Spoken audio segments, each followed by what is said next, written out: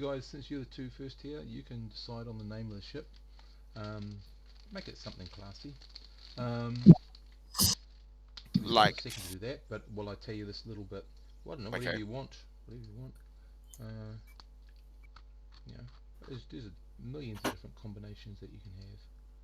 Campaign document, here we go. Okay, so this is the milieu that you come into. So there have been several large empires of space that arose and died away through the course of history. There's been the Star Builders, the Viral Concordant Assembly, the Nox Hive Space, and the Capellan Ponderant. Are the races and cultures that have been proven to have existed, although many more darker are said to inhabit the blackness between the stars. The year is 5856 AD by the old Terran calendar. In the new galactic timekeeping, it's D.8.10 to the power of 9 colon 220, which means roughly 13.8 billion years and 220 days. For those who want a more exact number, you can take it down if you like. It's D.818497569934, and then you follow the to the power of and the date. So we're assuming the standard Terran calendar of 365 days without leap years. So a little bit about the forebearers. The Star Builders. No remains of this race exist, but their technology and scientific endeavour does. Alpha Centauri is a tri-sun system, initially thought to be naturally formed, but once humanity got there, we soon discovered it was an artificial system that the Star Builders created. No one knows for what. The locals have an ancient religion belief about how some sort of old gods came and put forth two new stars in the Alphatian sky. This legend goes back to over 500,000 years old. Then there is the discovery further afield of other multiple star systems, black hole companion star systems. Many theories have been put forward all about this, why they do this, but there's no conclusive evidence.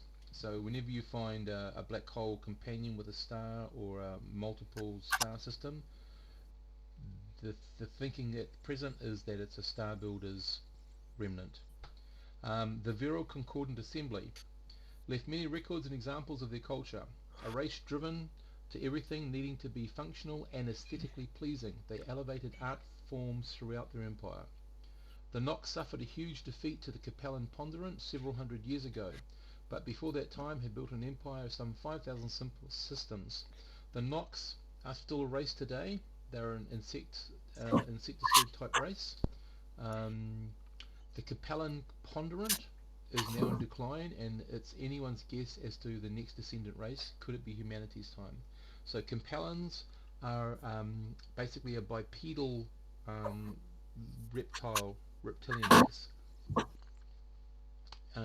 Quite aggressive, usually. Yeah, that's pretty much it.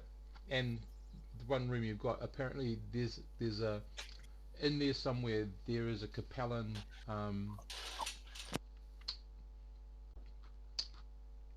group organisation, so you're not sure where. Yeah, that's pretty much it. So you can expect probably to encounter something about one of those ones in most of the star systems. Um, have you thought of a name yet? Yep. Oh, the ship. Ooh. Or yourselves, Yeah, I've got my name. right? I'm Wolf Savage. Wolf Savage, not Filthy Phil this time. No, oh, he's retired. Okay. Cool. Wolf Savage, yep. Dean? I have picked Keplerton. Yeah, I'll put the spelling Capleton. in. Are you just putting in now? Capleton. Okay, cool. And if you don't mind putting those in your names for the game, that'd be cool. And we will get started very shortly. I'm not quite sure. I'm going to assume the others are there while we're waiting for the other two players to get here. Or what we can do is perhaps we'll get to a certain point, stop, have a bit of lunch break, because I know they're coming in at about 1 o'clock. And we Oh can yeah, go that's good. Yeah. Okay, so we're just going for a little bit longer. So if you guys can just change your characters' names Done. and your names trigger, Tristan, if you can do that in your under your name trigger B, you know where to go. With in my character sheet, you mean? No, hopefully you've got your character sheet too, but like the name on the main window of Roll20. Oh, You go to the gears thing on the top right, then you'll see my settings, display name, and you just right, change it in got it. there, and it does it there for you. Yeah, and that way it's I keep track of who's what and doing what. So in front of you, so also you've been given a subsector map, blank one. If you want to print that out, or if you just want to quickly jot down notes and then print it out and fill it out properly, that's all up to you. The map that you've been given has been a basic map of the stellar area, stellar star map area. I'll talk to more of it when we get there, but there are some interesting combinations, like there will be some double suns. Ooh. There'll be some other bits and pieces, but basically, you have if it's basically 75% or greater, and what you get to do is so it will probably be you, Dean, not Mm-hmm. Dean, sorry, Wolf, sorry. Before you guys jump into space, you will probably be, because it's a navigation roll,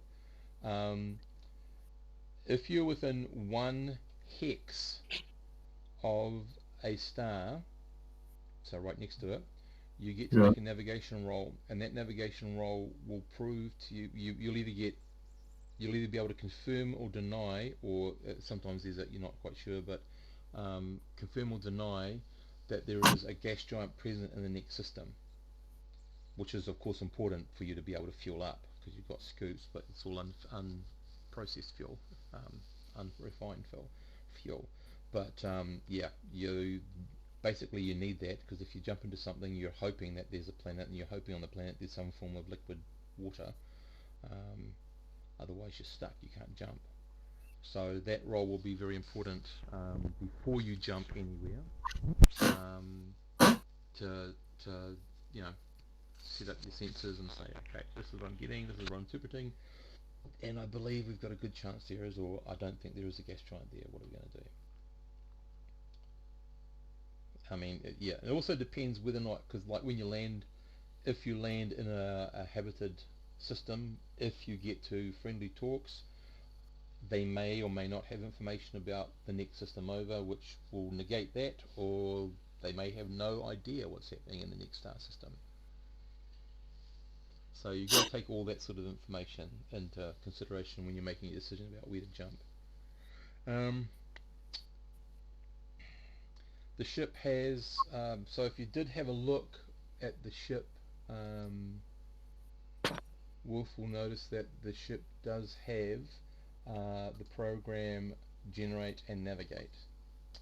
So you basically, if the ship ever gets lost, or you're in system, navigate will help.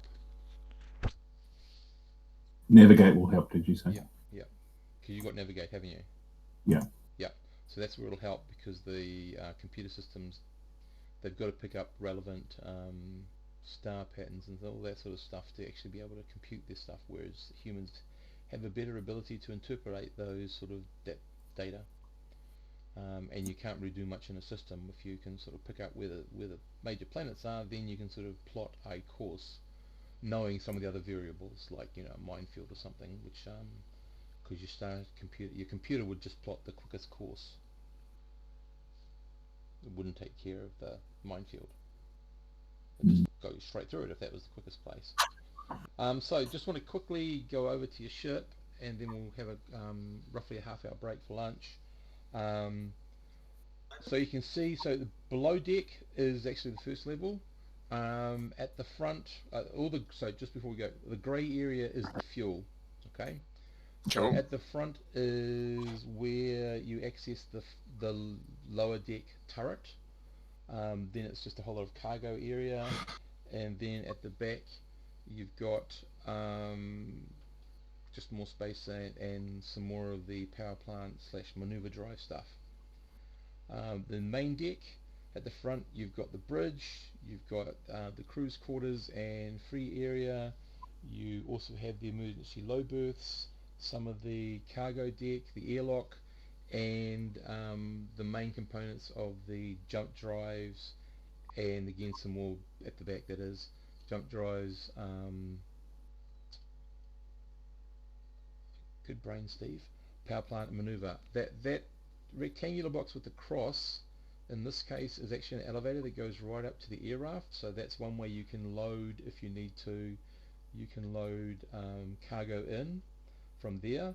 You can, if you go back to the below deck, both sides left and right, they open up, so you can load cargo into there. Then we go to the upper level. So the front half, if you sort of see it sort of cut in half, front half is for the two clients that you might be taking and their area, and you can see a small sort of alcove with a cross there. That is the lift that goes down between the decks. In the back part of that is with more cargo space and access to the air raft itself. So you can get up to the air raft via that big huge rectangular box lift thing. And then you got the top, basically just the top of the ship. And if you wanted a forward view of it, you got that above it.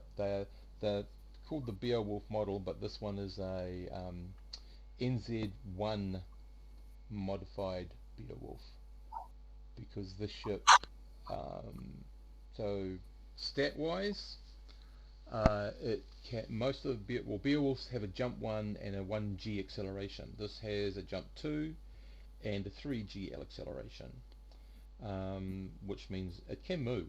The highest one, of course, is a 6G acceleration. That's the little fighter ones, but 3G is pretty damn good. It's impressive. It has double turrets, so instead of having just one weapon, it has two, and each turret has two pulse lasers. Pulse lasers tend to do more damage. Beam lasers tend to be more accurate. But you've got two turrets, the top one and the bottom one. So the top one is, of course, near the back, and the bottom one is near the front. That's really about it. It's a good, sweet little ship. It's a 200-ton ship. It's streamlined. It has fuel scoops, so it's pretty self-independent apart from life support, and you've already got an extra ton, which gives you, as I said, 10 extra months, I think, of, if I've got that right, 10 extra months of life support for each one of you, not any passengers you pick up. If you pick up a passenger, you've got to have to take some of that life support out. But 10 months should be heaps. And of course, if anything goes wrong and you misjump, or for whatever reason it's not viable, you can always jump into the emergency low berth and wait. And it does come with, as you notice in the back at the top, a little 4-ton air raft. So it's not a covered one, so it's open to the atmosphere. So usually that has a driver's seat, a passenger seat, and enough for 4 tons of cargo or something to take, or without the cargo it can take 6 people. So yeah, it can either move the entire group or just 2 people go on and do whatever they have to do. Ship's locker, I haven't designed that yet, but basically it'll have 6 tech level A vac suits. It will have 6 shotguns, each one 10 rounds, because shotguns are the lowest common denominator sort of weapon. It will also have 6 blades. You'll have a engineering kit, a mechanic kit, an electronics kit, and 2 med kits. What else will it have? It's where the trading money is stored, and where anyone else wishes to keep their weapons stored. So the ships on this map, the ship's locker is right. Oh, sorry, I select the right thing. Is right here. Cool. Right off the crew compartment thing, right next to the emergency low berths here. Yep. So it's just in front of the airlock. First thing on your left you encounter when you come into the ship. Of course, it'll be key coded and biogenic coded. So basically, input a number, put your palm print on it, and it should open. It will probably have different levels of opening for different people. So initially it'll open, and if it's an emergency, of course the vac suits will be presented first.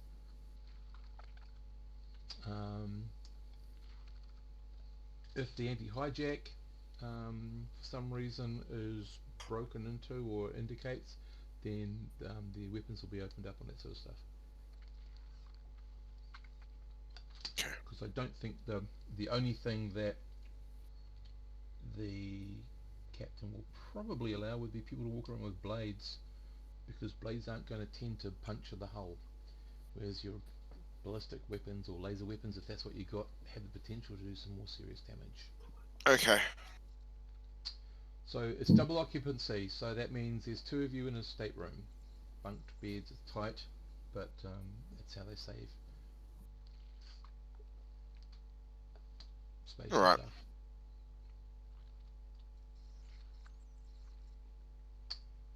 Not that you're going to worry too much, Stuart, you're up in the top in a nice place. Yay! While I work, and then you That's go right. back to your bunk room. But I mean, yeah. But you're on call 24/7, that's the problem. When Yay! For anyone? Just for the customers. Ah, cool. The others can look after the bloody cells. All right. Yeah, the engineer, you that whole back part, that sort of U back part sort of thing. Hang on. Sort of this sort of area in here, this area in here, and sort of this top bitty area here. It's all sort of climb upable sort of stuff to get to all your bits and pieces, as well as climbing through stuff. You do have an auxiliary airlock here. I can't quite get to it. Here, in the back, near the engines, between the two warp coils, jump coils, and maneuver drives. And that's the other airlock, and of course you've got the cargo bay doors that actually open, and the one up here with the air rafters sitting on top of it. So those are your entry points to the ship. Of course there's one turret there, and if we could see under the bottom, the other turret would be sitting around about here. Okay, any questions before we go for a break? Nope. And come back at 1ish. No, good. All good. Okay, so guys, don't forget, think of a name of the ship, unless you've got something now you want to suggest. We can think about it. Fantasia. The Fantasia sounds pretty awesome. Wolf? Yeah, that sounds good. That's fine. Okay, well, we'll put that forward as one, and we'll see what the others say. Jules, as I said, should be joining us shortly after 1, and Lauren shouldn't be too much far after that. What about the Titus? Titan. The Titan? The Titus. Titus. The Titus. Sounds pretty cool. It was the name of my boat. Ah, okay. Well, I guess we'll have to vote. We've got two so far. Fantasia and the Titus. Fantitus? No, that doesn't work at all. Fantitus. No. Okay then. Right. So the only other thing you know going into this, you're coming in over here onto this hex, and you know that there is a 75% or greater chance, because you're actually 2 hexes away, so you can't do the normal navigator thing, of having a gas giant in the system. So you're hedging your bets that if the gas giant isn't there, God hope for you that there's a planet with water on it. What time will we finish? 3, 4, 5. Whenever you have to leave. Alright, cool, that's all good. Yep. Because as long as you've got your character entered into the system, we can carry on. Cool. Okay, guys. So Right. we'll come back around about 1ish. Cool. See you in 20 minutes. Okay, we'll start up again. The others haven't arrived, but we'll get going. Just get all these windows off my desk so I can see where we are. Okay, so we've got 2 names at the moment, the Titus and the Fantasia.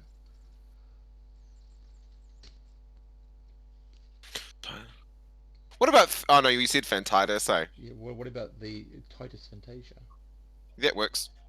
It's a mouthful. Beautiful. But it's good for the pilot to have to say that every time he's coming into port. He should have been here if he wanted a shorter name.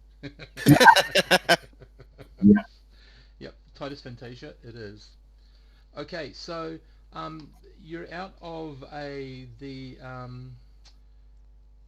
shipyard is Portlock, which is 2 hex jump away from this place, whatever this place is. Hang on. This 0410. Yep. Before you launch into it, the mercantile, so the only thing I haven't said is how much money you've got, and you've got 400,000 credits to buy, and to buy whatever you need, sort of stuff.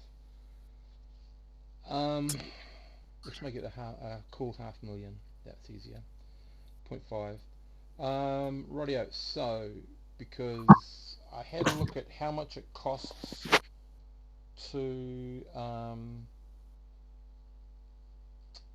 do the annual maintenance on this beast, and because it's a custom build and it's way over what it normally is, your cost is perfect. Steve's lost the bloody page. It was high, I know that much. Here we go. I think this is the page we worked on. Yep. So this little beast is gonna, I can't believe it's this much. I must have got it wrong. But 751,500 credits a month you have to be able to do for maintenance. Sorry, how much? 750,000.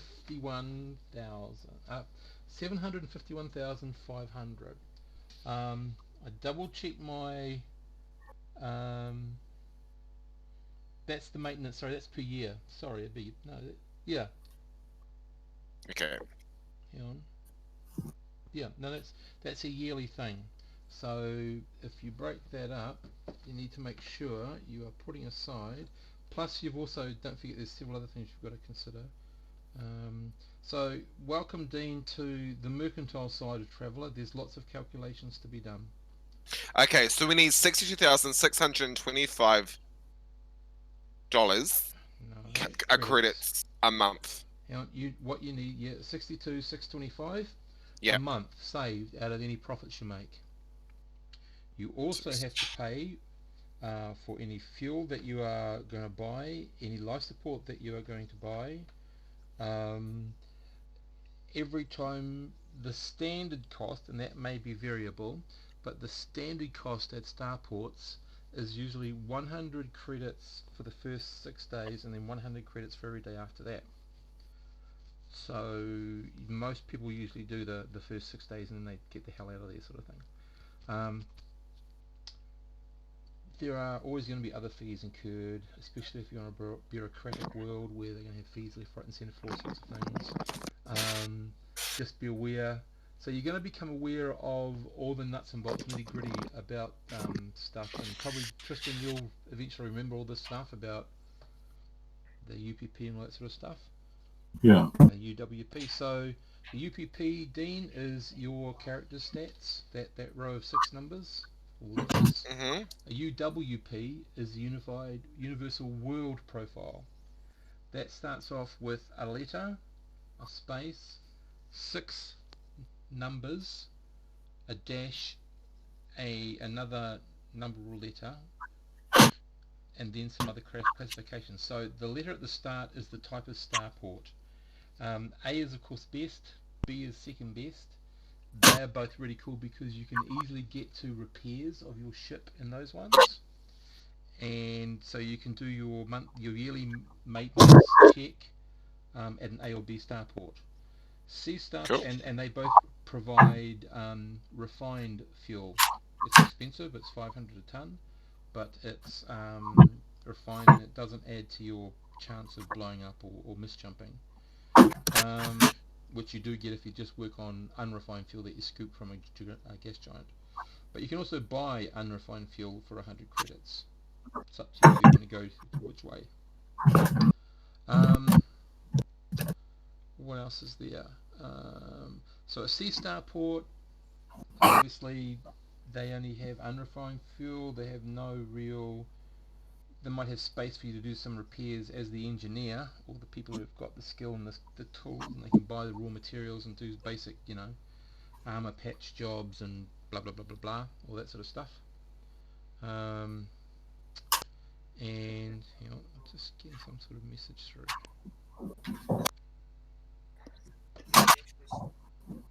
Nope, it's not that. Okay, very weird. Anyway, sorry. Then you go to a D, which is not really great. It's like you might have a big barny garagey thing that might store stuff, but that'd be about it. Then you go to an E, which is basically a piece of land that's been cleared for you to land on, and an X, which has nothing. So those are the starports. There are 2 others that you might find, but they are sort of system-based ones, F and something else, and that's like, F is like something that you might have on the moon. It's not the main starport, but it's a small minor starport that has special little things attached to it. There's an F and a Y, I think, is the other one. But I'll look into that later on, if I ever need to use it. So, of the world stats, first is size, then comes atmosphere type, then comes how much hydrographics or water there is on, then population, then government type, then law level, which you're always going to want low for you guys because it means you can carry your weapons around. And then after that, the dash is the tech level, which you usually want quite high. And then it's got some things like, is there a navy base, or the scout or equivalent for this culture's expeditionary forces, I've called them. And they all have different purposes. Is there a G, is there a gas giant in system or not, which you can use to scoop.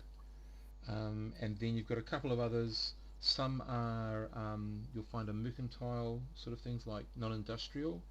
Others might just be things like, yes, there is water, but it's on an ice cap or IC, which means it's all held in ice, which means you've got to go another step by defrosting, melting it first before you can actually use it.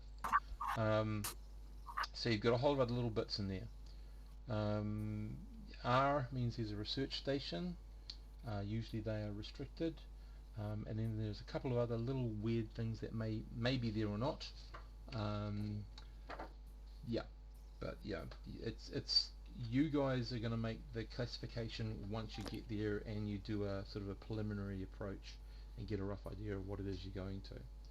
Cool. So at the moment, on your if you've opened up the other subsector that I gave you, the map, you'd be able to put 0410 in the hex. That's it. And that's all you know until you get there. So it's quite, in a sense, it's quite dangerous because you're jumping into knowing not what the hell you're going to jump into.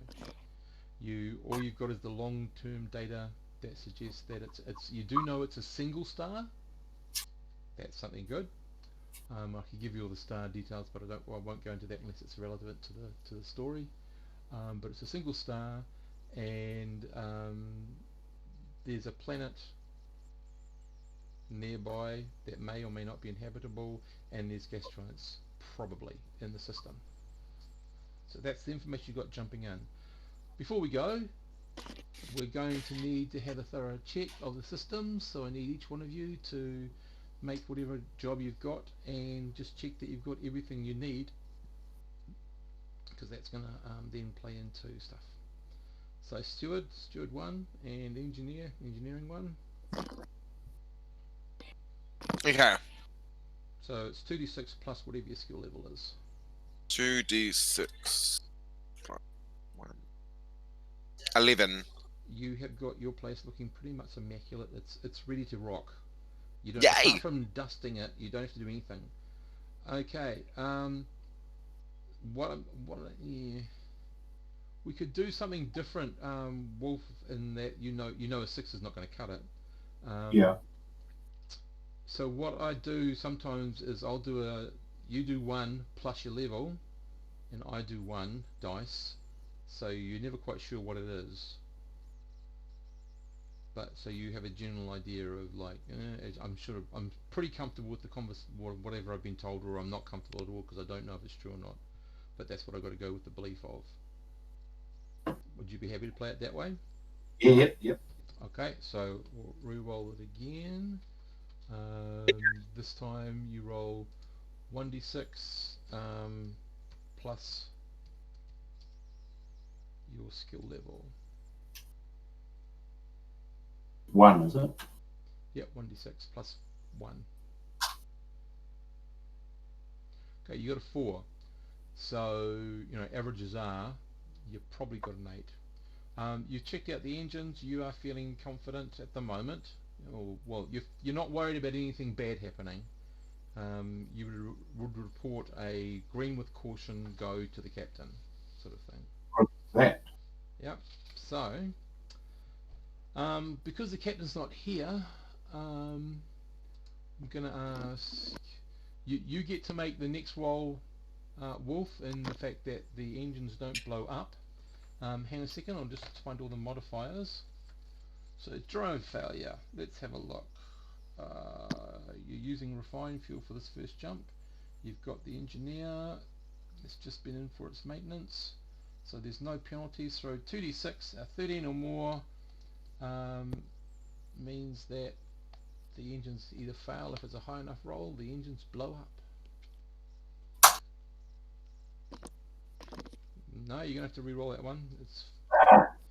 It's okay, it's just getting the format right. That'd be a lovely number to have. Oh, right, yeah, cool, sweet. No, that's fine. There's actually no way he can screw up the first roll. No way that the first roll can be screwed up, I should say, because you're in the most perfect condition. You can only get the max of 12. So, and you need 13.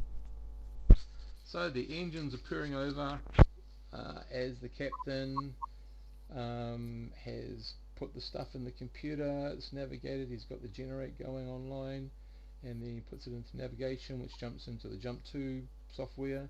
And Dean, why don't you roll for the captain? 2d6. Let me have a look at all the penalties here. Alright.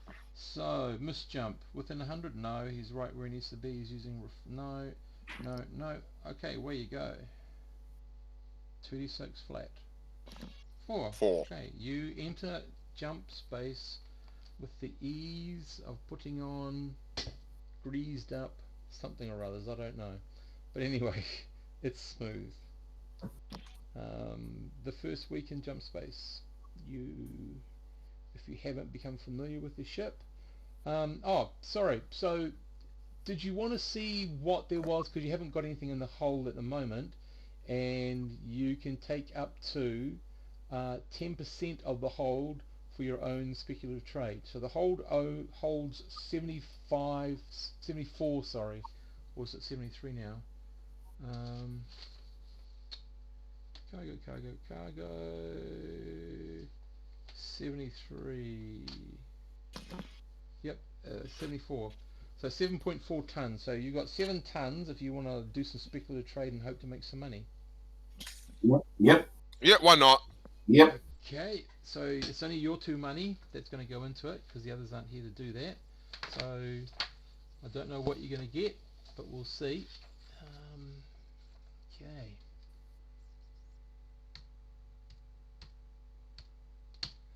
Oh, for God's sake. We're all having trouble with the roller today. Good God, it's slow, isn't it? 45. Okay, the first thing you pick up is tools. Always useful. Um, so,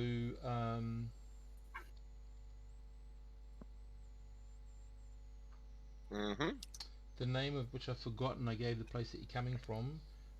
There's no adjustment on buying it, but there's tools. The second one, because I always do 3 just to make it interesting. Slowly, is meat. Meat. Yep. Yeah. Hopefully they're not vegetarians. And the last one is mechanical parts. So the meat is the cheapest. So it's modified by whatever you roll. Who is going to take the job of trying to barter for it? Meat starts off at 1,500 credits a ton. I've got to work out how many ton there are yet, because you've got to pay 10% if you break up the tonnage. And that could be anywhere between 4 to 20 tons of meat. Tools, there's anywhere between 2 to 12 tons of tools, and they are bought at a base rate of 10,000 credits a pop. Mechanical parts are bought at a base rate of 70,000 per pop, and there's anywhere between 5 to 30 tons of that stuff. Now you've only got 7 tons space available. Okay. So I will. Which one do you want to go for? I'll see how many tons there are. And Okay. I don't think meat. I don't want to go. I don't think going for meat would be a good idea because they could be vegetarian. Yep. Tools 2 to 12 tons bought at 10k a pop. Parts at 70k a pop at 5 to 30. I would go the parts. The tools. This is with, The mechanical parts. this is with our personal money, eh? Sorry? This is with our personal cash, eh? You're doing it with your personal money. Oh wait, I don't have 70k. Nah, neither do I. So I'm thinking tools. Tools it is. Okay. And there are, so hopefully it's a low number, there's 5 tons of tools, which means it would cost you collectively 50,000 unless they were either more expensive or cheaper to buy. So what we do now is, do either of you have admin or broker skill? No. No. Okay, so now I just roll 2d6 to see how much it's going to cost you. You have to now commit before I give you the purchase value to buying this stuff. Oh. Okay. I have just done. I've got. How much money do you have, Wolf? I got 49,000. Okay, I think if we did this together, we Yeah. can afford it. I've got Yep, just it's- under 40. So if Yeah. you both put in, if you could afford up to half each, you could get 50 of the shares. Okay, rightio. So Right. it's going to cost you, so it can go up, it can go down. You want a really low number here. Oh. So these things are going to cost you 15,000 a ton, not 10. They're expensive. So that cost us, what? Just, oh, sorry. 75, didn't it? 15 times 5. Oh, that's good. I thought it was going to do it. It's around about 75, I think. Yeah, just when I can 15 in there times 5. Yep, 75,000. So that is 37,500 each. Fuck it, mai. Yeah. Oh well. Well, the thing is, On the base cost of 10,000, you can, if you're lucky, with the die and the right modifications, get up to 400% its actual base value. So if you're lucky, you could sell every ton of those for 40,000 each, if you find the right place.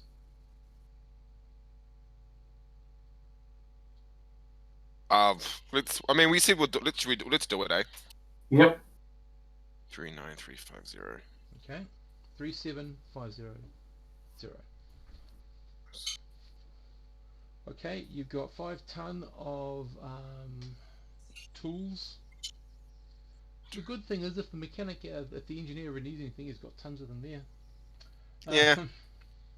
And if you come across an arty weld them together and call it sculpture. Okay, so we've got. So I'll just take object notes. 5 tons of tools purchased at Yep. 15,000 150%. credits. Yep. So you should start a ledger about what you've Got it. bought. Da, da, da, da. Okay. Rightio. So you're going through space. Now, normally we'd have a whole lot of processes happening. Do either of you have electronics? No, No. it was the one I wanted to. And without the, I think Avid does.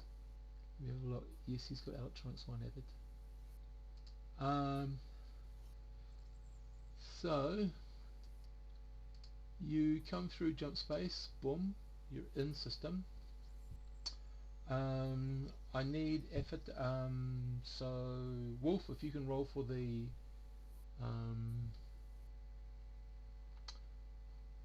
NPC. He's got Yep. a level 1 in electronics, which is the similar to having, because electronic thing sensors. So 2d6 plus 1. Oh no, 1d6 plus 1. Sorry. God, man, I keep on forgetting to do that. 1d6 plus 1. So 2. Yep. 2 up, okay. Okay. So he's not reading terribly too much. The only thing he can tell you is he can definitely confirm that there is a gas giant in the system. Yes. Yay! You can refuel at least. Beautiful. Which is always a good deal. Just need to go to several times. Okay, so you've come out. Close giant. Now, do you want to proceed there at your full 3G? Or do you want to keep the fact that you can move that fast hidden? Keep the fact we can move that fast hidden. Because if you did 3G, it would take you just over 78 hours to get to your gas giant. If not, it takes over 136 hours. 2G would take you 96. Go 2. 2G? Yep. Okay. And no one knows yet you can go 3G yet. Okay, so that would be close to just under 4 days. So I need a piloting roll, and it's going to have to be effort because he's the only one on his onboard ship at the moment. So Wolf, if you can give me a piloting roll, +1 for him to go through, and hope he doesn't roll really badly. 2D or 1D? 2d6 +1, because you'll know straight away whether something's happened. Oh fucking hell. 4. Okay, engineer, start getting into your vac suit. He's wrecked something on the back, on the outside. Oh no. Yep. Hang on, I'm just to go for the location. Give me another 2d6 roll, please.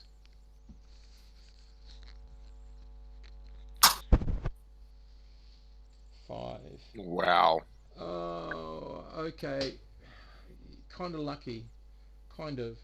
You've lost 10% of your fuel because he's put a hole in one part of the fuel tank.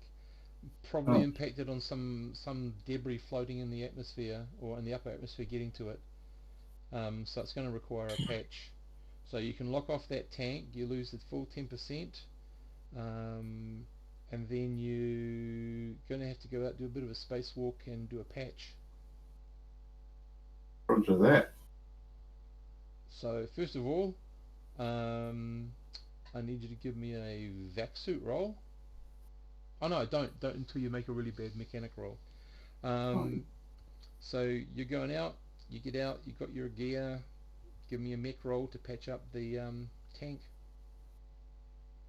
So +1. Yep. 7. What is your die roll, man? That's Mm. 1, 2, 3, 4 ones in a row. Yep. Second dice. It's bloody loaded. That's right. That's loaded electronically. So At you're not least happy with sticking in that. the early. You're going to have to go back in and give me, first of all, before you go back in, give me a vac suit roll. Now, vac suit, it's not a straight +1 if you have it. You've got vac suit 0, which gives you, sorry, we have to look up the skill. Vac suit, where are we? Vac suit, okay, a basic roll of 10 plus to avoid a dangerous situation applies whenever an non-ordinary maneuver is hindered while wearing a vac suit. Allow a +4 per level of expertise. You've got no levels.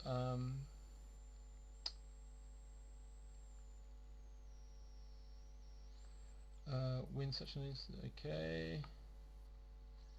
okay, make your 10 plus roll, hopefully, first.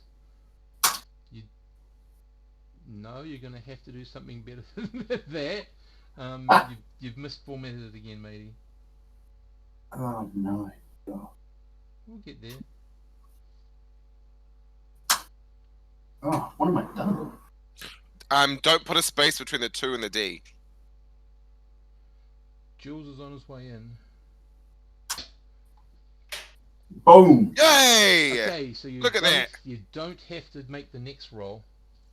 So anytime something dangerous happens outside, or you fail the roll badly, which unfortunately you did, you have to make a roll because you've attempted something that's potentially dangerous. If you don't make that, you do get to make another roll to rectify it, and that's only a 7 plus with a +2 per level. But you'd have to make a 7 plus roll. Not everything's a straight skill for skill sort of thing, and Vexit's one of them.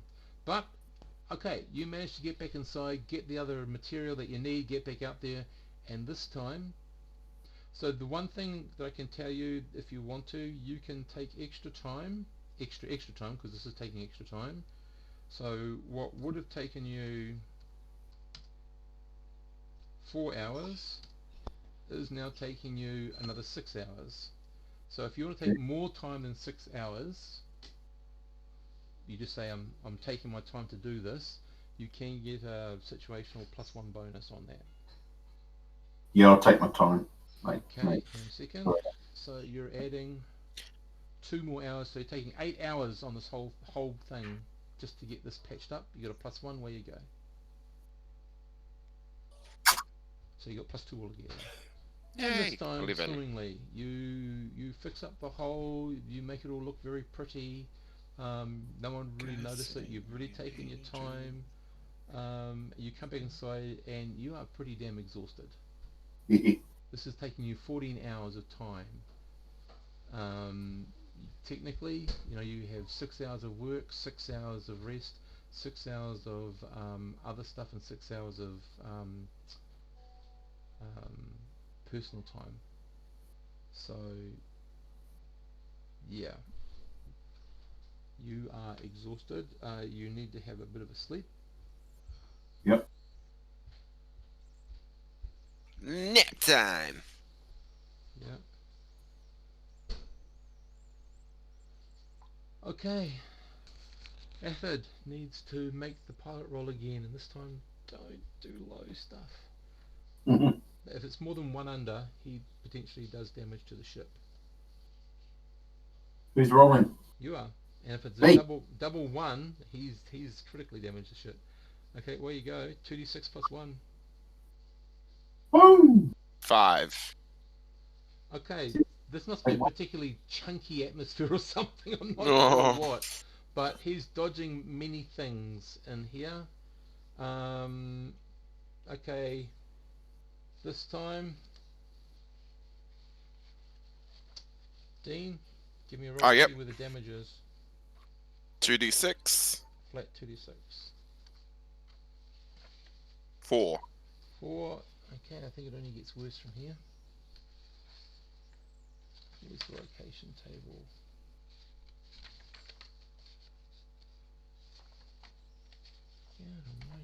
Where's the location table? You think it'd be with space combat, but it's not.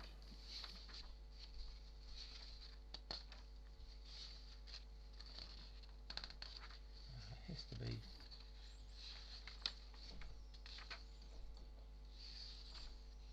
Okay, I've lost it. Go to the bloody index and see if I can find it there. Space combat, where are you?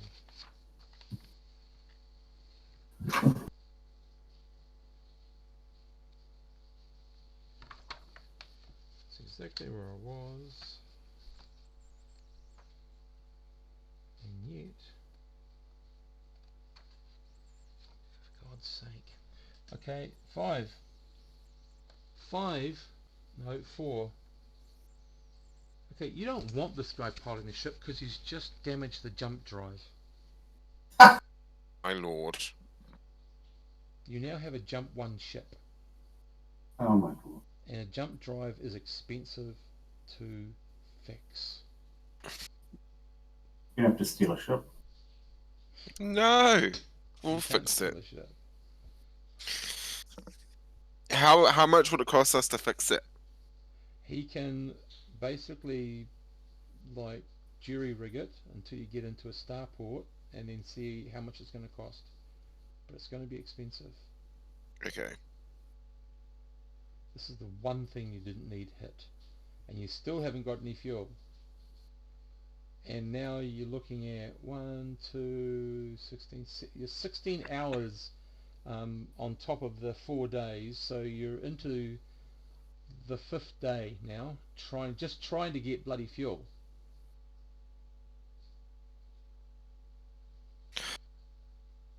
Okay. Where do we get fuel from? Gas. Yes, John. Yeah, okay. Or water on a planet body, or buy it at a starport.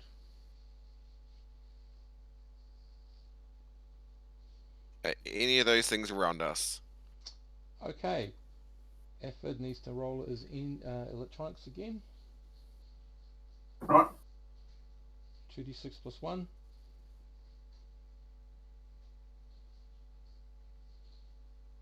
He's looking for signals.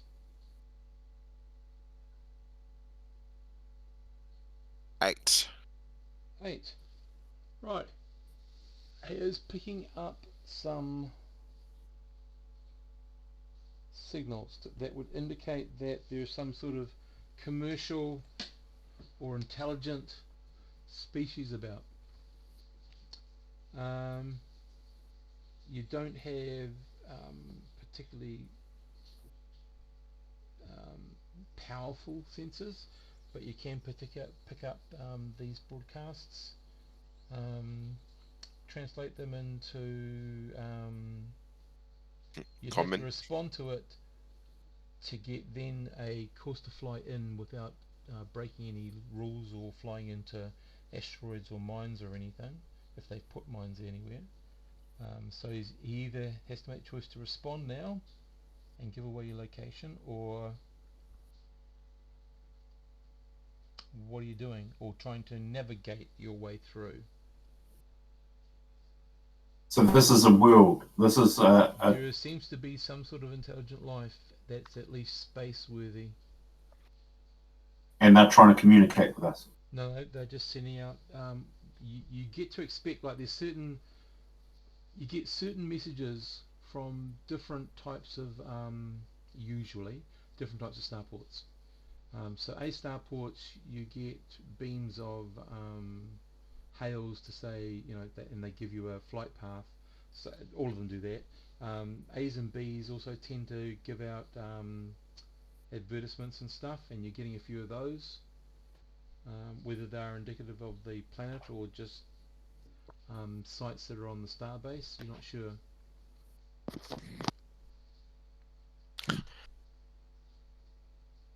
Can I respond, or does Wolf have to respond? Well, it's Afford who's got to make the decision, because he's the one that's using the equipment. So guys, so Wolf, you've got Afford at the moment. What are you making? What are you deciding for him? Yep, let's respond. Let's okay. Couple of minutes later, because it does take a wee while for this sort of stuff to happen. even though it's supposed to be hours where you are, but we'll say a couple of, 10 minutes, 20 minutes later, you get a flight path.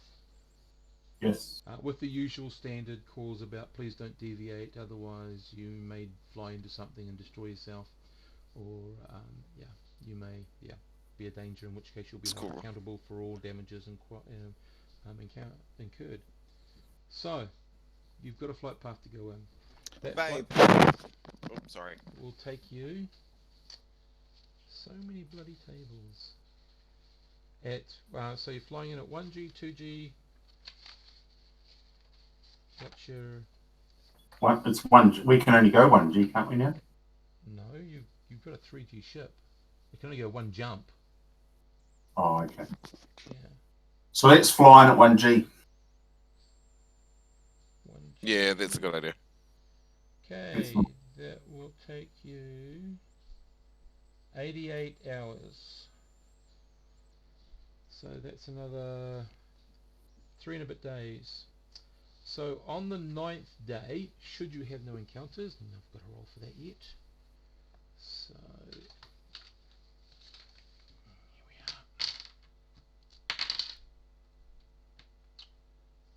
are. Okay, no encounters. It's plain sailing all the way in. On the 9th day, about what would be considered the morning watch, early morning, mid-morning, you're coming up on that. So you can get a few stats now. So what you can tell, don't forget to record these on your own star mat or whatever you want to. So under 0410, you are definitely encountering an A starport, which means if it's available and you can afford it, you can fix your jump engines really quickly. It's an 8-sized planet, which is roughly Earth-sized. You know, the last letter right at the end, the dash sum letter for tech level, it's got to be at least an A for it to be able to do this stuff. Yeah. For the tech level. So it's at least an A, which is really great, because then you know they have the capacity to actually, again, sort out your machine. Hang on. Sorry. Where has he jumped in? He hasn't jumped in yet.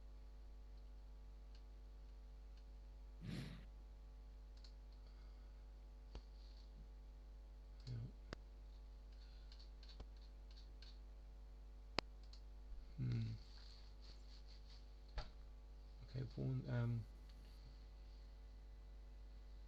hang on. Just telling Jules how to get here. I've been having dreams.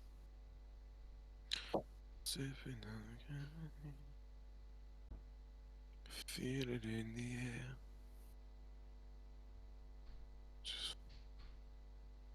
Right, okay, he'll be here soon.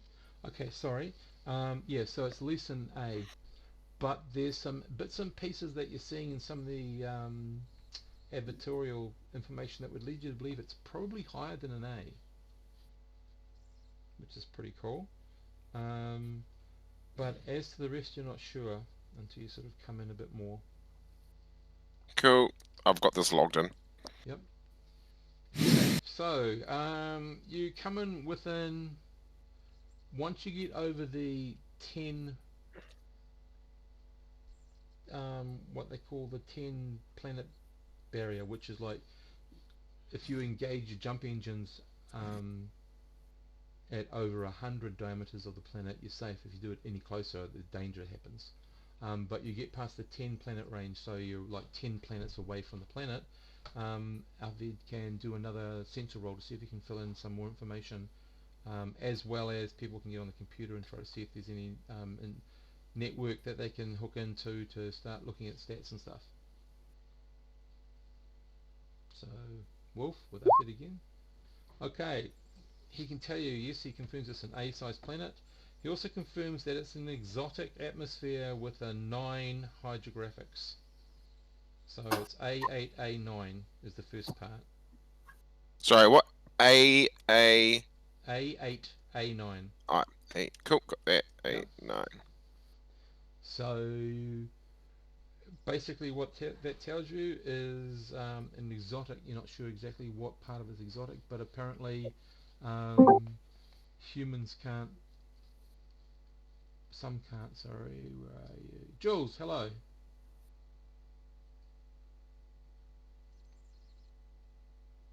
Jules. Audio, or is it video as well? Audio. Just audio. Okay. Yep. Yep. Can you turn yourself? Oh no, hang on. I'll turn you up on my end just a little bit. Hello and welcome. Hello, everybody. Hi. Hi. We just jumped into the first system. They've made the characters and they jumped in. So did you get a pre-gen done? I've got one. Let's see, a merchant pilot. They'll be very happy with that. Pardon? They'll be very happy with that. The pilot's not doing terribly well. Yeah. Let's see. It's got one game under its belt. So I can dig out the details of that and send that through. No, it's okay. I trust you. I mean, the game's all about trust, so you know, it's no biggie. Okay, so I also sent you the link to get into. I'll send it again in Discord if I can find out where the hell that is. Right at the top somewhere. No. Yes, of course you're going to be a bitch to me, and I've got to go around the other way. Hang on. I'll send the link to get into Roll20.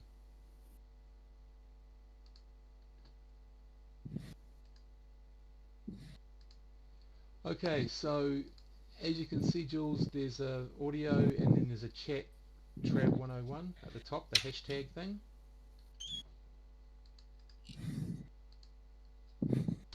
At the top? Yep, so if you click on that, you should be able to see straight away all the chat in there, and at the bottom you'll see the link to get into the Roll20 game. And then, can you just repeat that? You were just coming in a bit low. Okay, if you go into the hashtag #TRAV101 at the bottom, you'll see the link to the Roll20 game. Oh, okay. Yep, I see that now. Yep. You come in there, and then I'll assign your character sheet, and you can start copying it into there. Have you played on Roll20 before? Roll. Sorry? Not at all. Okay, great stuff. So when you get there, the top right, you'll see a little chat sign. You'll see a thing that looks like a folded newspaper where your character sheet is, and a gear, which we'll talk about in a second. A gear symbol. Just wait for you to get in there. So you're probably going to have to make an account first to get in. Yep. And you can get a free one. That's all easy. While you do that, I'll just go back to the guys. Okay, so what are you doing, folks? You're now within 10 diameters of the planet, so you can start seeing it. Kind of, we're not quite like, well, I suppose kind of like the moon picture, the moonrise or the earthrise sort of picture. It is mostly blue. You can see a definite sort of odd greenish haze to the atmosphere. You're not sure what that is, because I mean you have to be orbiting really close to get any sort of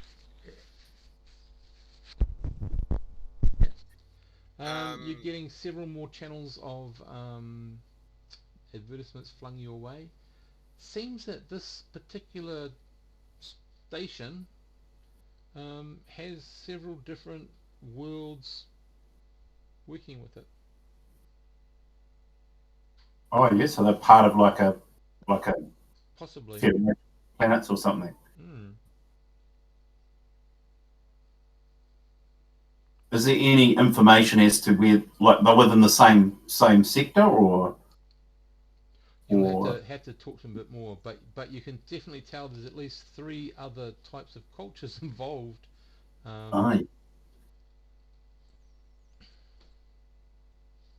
And we won't know the atmosphere of the planet until we arrive as to whether we can breathe on it or whether we'll need our No, you suits. have to be on orbit around it. But the thing you clearly stated see is that there's the grounded spaceport, and then there's the orbital starport. So you choose which way you want to go.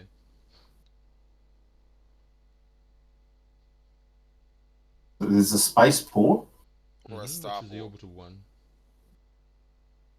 Okay, so starport's on a planet and spaceport's up in space? Yep. Is it 100 diameters out, or 10 diameters out, or is it just in orbit? It's in orbit above the planet. You have just come inside the 10 diameter range, your ship. Okay, what's the travel time to the spaceport? Oh, very, very low. Okay. You're coming in at, so even though you've got a free trader variant, it's got 3G, it had 2 jumps, now it's only got 1. But we'll talk about that later. So the distance, you'd have to plug it all in, but it wouldn't be much, it would be minutes. Any cargo of note? Anything that's potentially illegal? Haven't got to that yet. So Okay. you've been having the NPC, who is the backup pilot, doing the piloting roles and the sensor roles, and making a wonderful job of the sensor roles, not a fantastic job of the piloting roles. What if we went to the spaceport, because then we could find out from there Yep. if we can actually enter into the starport anyway. Yep. Or you could just send over your environmental requirements. It's much easier to provide those on the spaceport than it is on the starport. Yeah, we'll do that. Yeah. Okay. Well, you're welcomed to S1E spaceport. This is part of the Triplanet conglomerate. It's basically it's a starport run for the planet by another 2 planets. Not quite sure why, but you'll probably find out more when you get there. So they say that your the native environment is thin but breathable by you. The gravity you will be feeling is a little bit light, but they can't do too. No, actually you won't, because they're all 8s. The gravity you'll be feeling is normal, and they give you a bay to fly into, and then now you start getting a flush of other information. So apparently the 2 other planets that are involved in this triplanetary whatever is a planet called Shuri, Shuri, and a planet called Krull 2, Krulle 2, 2 ones, the Roman numeral. So S1E is, as I said, manned by beings from the 2 other planets. If you wish to talk to the S1E people themselves, you will need to arrange that through a liaison office, as they don't leave the surface of the planet. They can't. You can, if anyone wants to pay the 10 credits, you can hook into their interweb sort of system, which says gets up and running, and you can find out the rest of the information. And Yeah, some I'll other pay the 10. information. Okay? Right, the rest of the information is population 7, type 5 government, law level 8, tech level D. Sorry, give me 2 seconds. Okay. Tech level D. D for D, dollars. law So 758/D. 758/D. Okay. So what that means is, and I've got to find all my sheets, with a population of 7, that means it's in the tens of millions of inhabitants. And at the moment that would be 92 million It's run under a feudal technocracy, which means that those people who have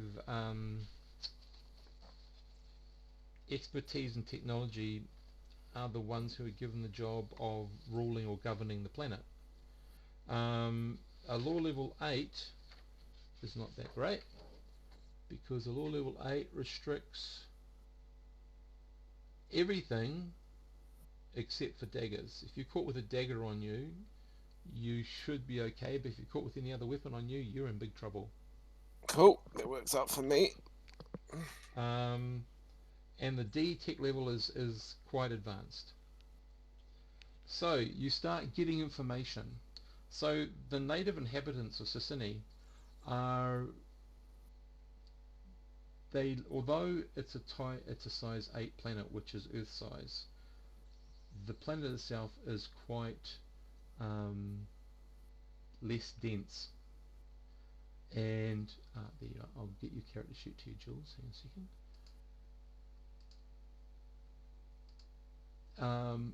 Which means that you actually weigh a hell of a lot less. And evolution has used this because basically you would be talking to extremely large floating jellyfish type people. Oh. That is the S1E. They have people from the other triglomerate that can act as liaison, because obviously they don't speak with anyone, but they can speak to the people from Shuri and the people from Corral 2, because they've actually had enough history together to be able to understand each other. So you need to basically hire a translator if you needed to work with anyone on the surface of the planet. But you're coming in the starport. So Jules, you should be able to see your character sheet now under the folded newspaper icon in the middle, I think, or somewhere there. Okay, yep, I can see that now. Cool. Okay, so you just go to character sheet and you can fill in your character there. Okay. Yep. So, what piloting skill does your guy have, Jules? 4, and ship's boat 2. How old is this person? 40. Ooh, okay. You're with a bunch of young bees. That's okay. Okay, so Jules, how you roll in this system, it's quite simple. It's a /R space and then whatever you want. So can you give me a 2d6 plus 4, please? In the chat window, sorry. In the chat window.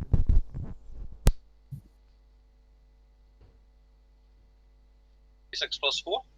2d6 plus 4, which is your skill roll.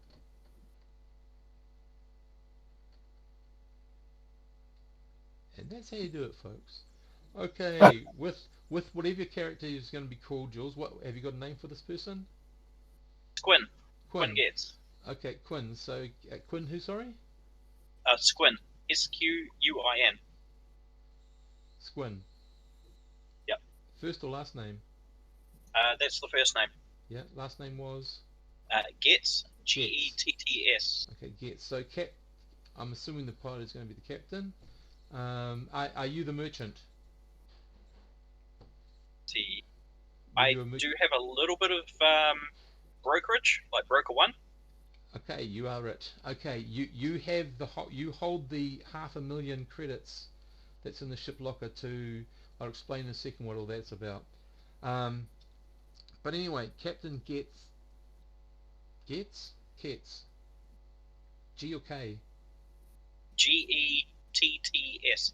Getz. Okay, Captain Getz brings the and the name of the ship is the Is it Titus? Was it Titus Fantasia? Yeah, is the Titus Fantasia.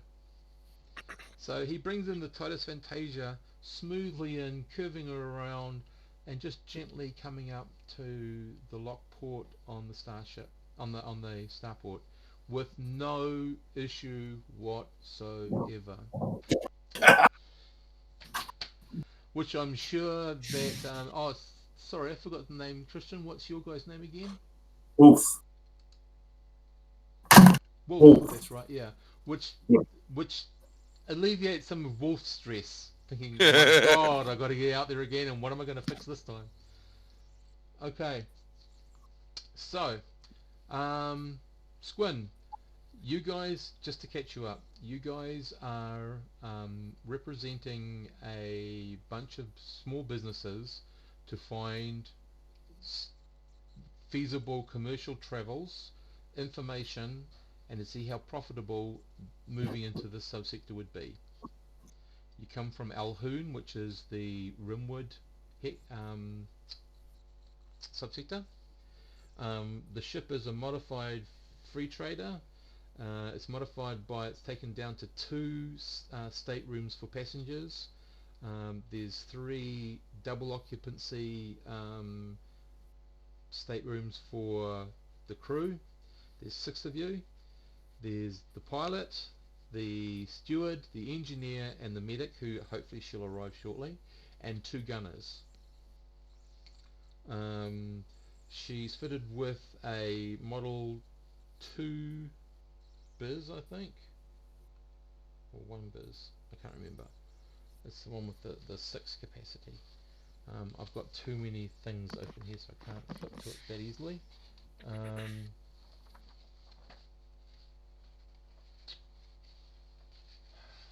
They do have so many bloody tables in this game. But anyway, let's see something here. But basically she can have 6 programs in it at a time. It's, as I said before, it has a 3G maneuver drive, and it did have a jump 2 until Athid tried to refuel in a gas giant, making a hit in the fuel tank and then hitting the jump drive, and that's when everyone just gave up and said, let's just go to the starport because we don't want to arrive there in a broken ship. So now you've got to try to find some way of fixing up the engines without taking up too much of your actual money that you're going to use for speculative trade and such. You've got to make, how much do you have to make on maintenance every month, please? 62,625. That has to be put aside for the yearly maintenance. It's about 750 something a year to maintain the ship. 751,500. Yeah, thank you. It has an air aft. It's got a 74 ton at the moment hold, of which you guys are allowed to use 7 tons for speculative trade.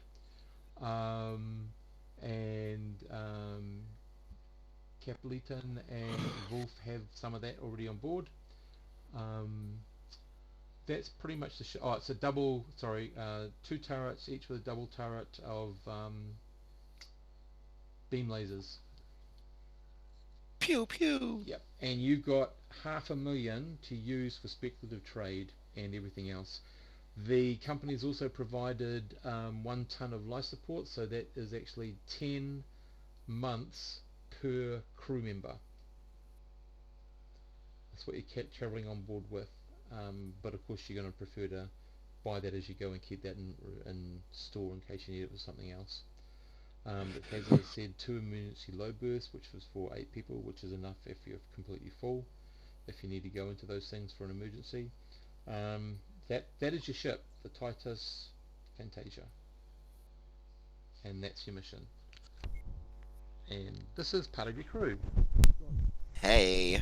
3 of the other crew members: Wolf, Capleton, and Aphid, who is one of your gunners who seconds as a pilot if he needs to.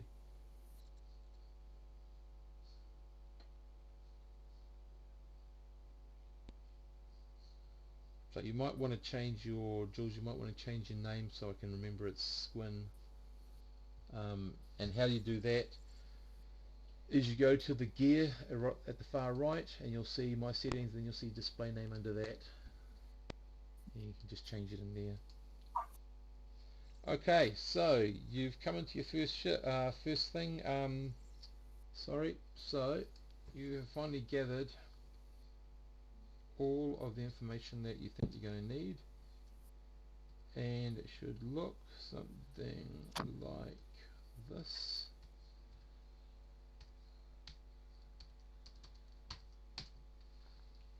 The G gene indicates that there's a gas giant present.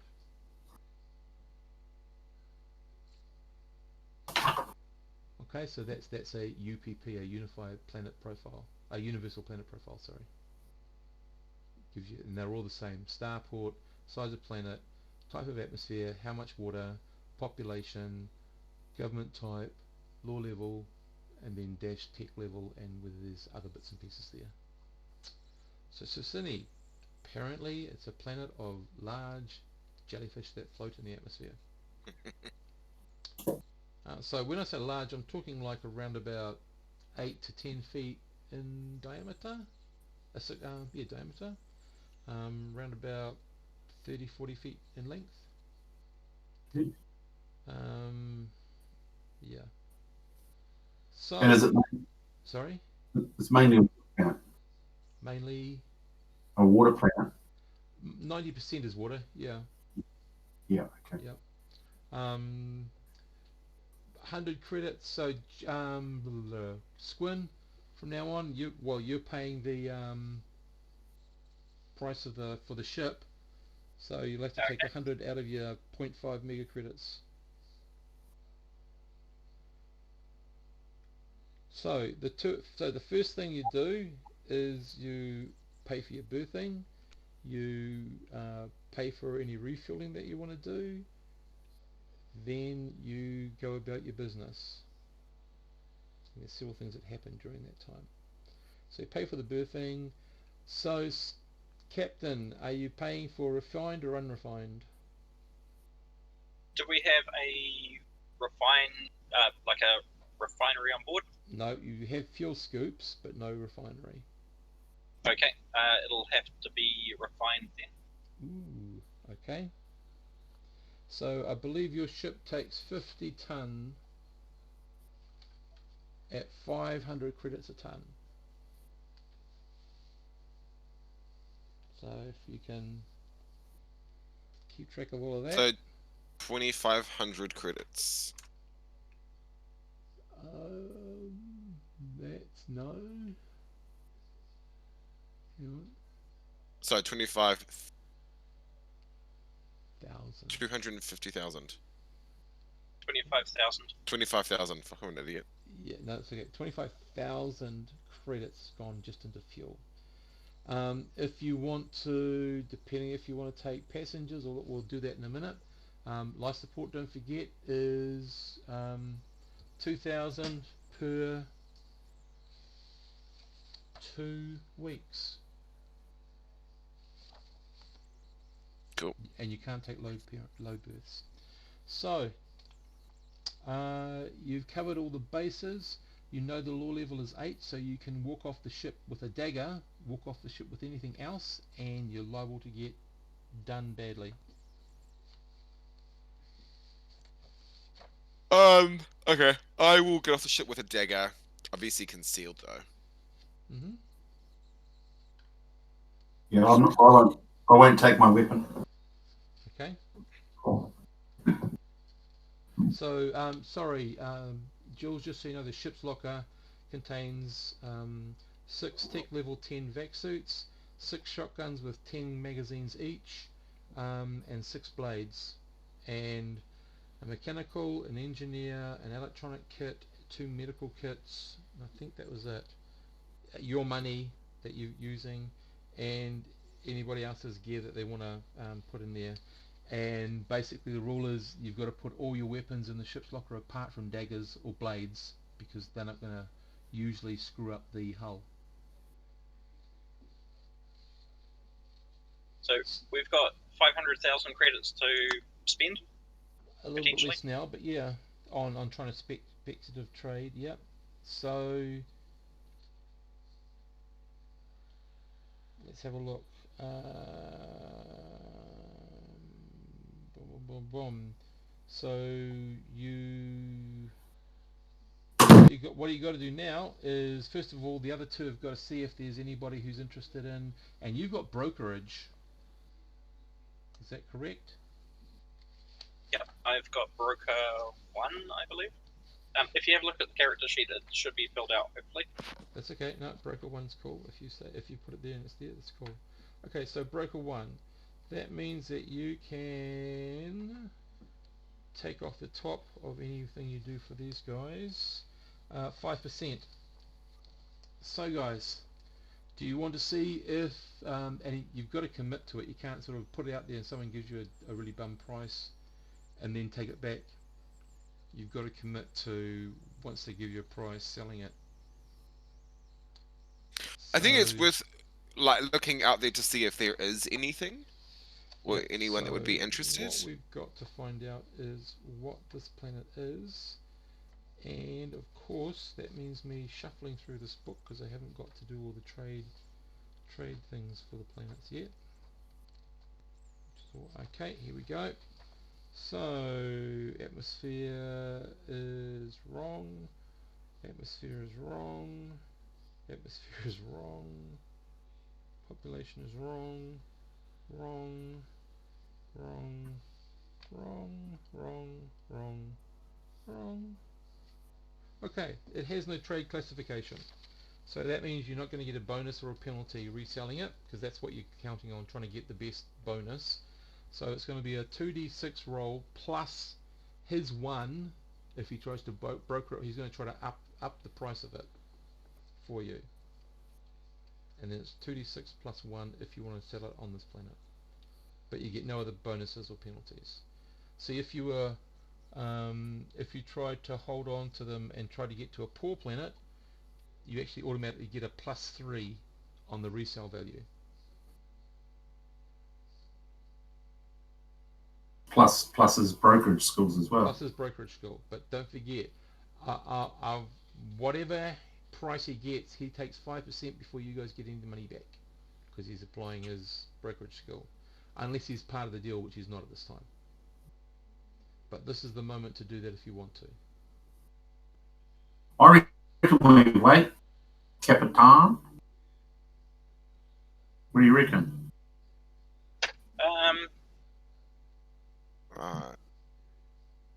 So, see, is there actually a list of what trade items there are? No, they're trying to sell their tools that they bought from the initial planet. Well, if they're technologically advanced and we have tools, I would think that they wouldn't want the tools because I don't know what sort of tools they are. But they have a tech level of D. That's very Could high. we actually? Yeah, could we actually offer them anything? Because if they don't need it, they'll buy it, but they'll buy it at a really low price. Yep. So you're saying hold off as well for the moment? Yes. Okay, cool. Okay, so for the moment. That's okay. So you're not doing that. I need more fingers. Oh God, I don't even know where I am. Here we are. Okay, radio. So at the same time, now you guys, Squin, you can now look for your ship to buy speculative trade. They've only got another 2 tons, and they've already. I mean, you might want to find something else of 2 tons worth to fill in your guys' part of the ship's hold, or you might just want to focus on getting the best something for your business. See, out of character, how does building stuff work? Say if you have got a broadsword or something like that at tech level 2, and if you build it at say tech level 13, so D, is it substantially cheaper? No, it's going to be pretty much the same everywhere. Although a tech level 13 broadsword, I would expect it to be more durable. Okay, just more durable. Yeah.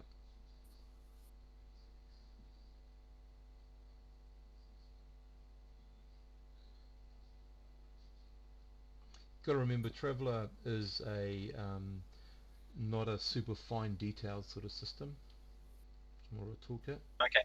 So I thought there was the thing in the rules where if say something was Mega Traveller, that's Mega Traveller, if it was built at a higher tech, then it cost 10% less.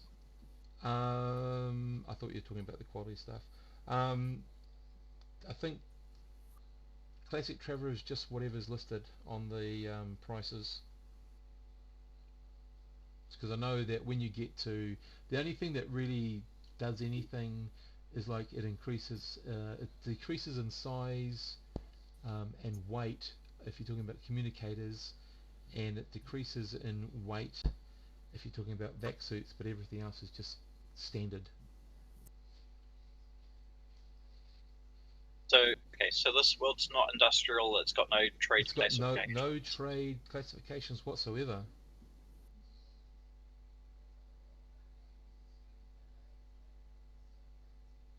Okay. And Do we as have I any said, tech levels of worlds around?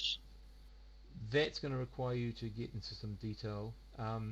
And the only adverts are from things that come from either Shuri or Corel 2. So Okay. you have to see what's implied there. Okay. Using the administration. Oh, who's good at using computers? None of us. Oh, None? sorry, Jules. Basic expectation. You have several zero-level skills if you don't have them as leveled skills. Airaft, ATV, Forward Observer, Steward, and Vac Suit. Just so you know. Okay. Yeah. Otherwise, everything's at a -3. And and all standard weapons. Exotic weapons, you need to have a special skill in.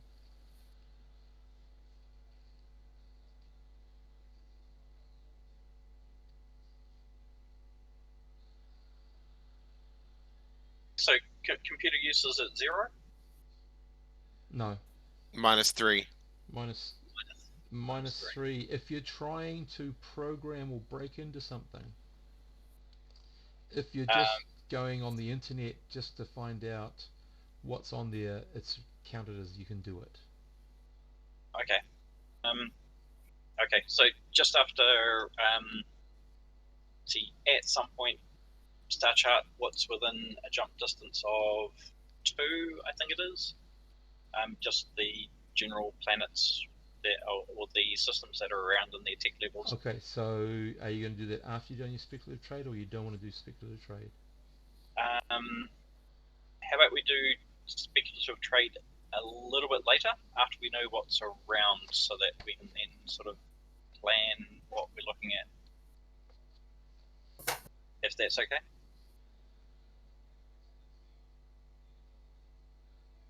Because while we're traveling from where we've jumped to the space station, yep, I know you're trying to get the best benefit. Yeah, we can quickly have a look and see what's around, and then got more of an idea as to what trades we can look at and possibly utilize. Yeah, hang on, just got to find the... where are we? Okay, so the next place is... That's fine. That's fine. Nope. Nope. No. Dear Lord. No. No. No. No. Okay, it would appear that the next planet, Shuri, which is in 310, doesn't appear to have a trade classification.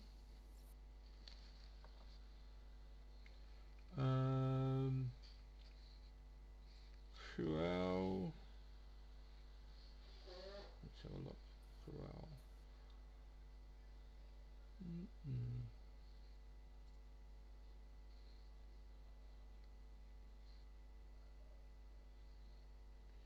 Okay, Corel does have a classification, and that's in 309 of agricultural.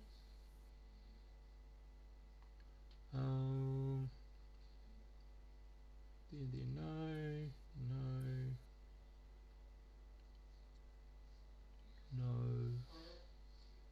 Yep, that's it. Let me have a look. Although it's only 2 jumps away, there doesn't appear to be much information on 0509 apart from its name, which I'll spell in the window. For usually that sort of thing only happens if the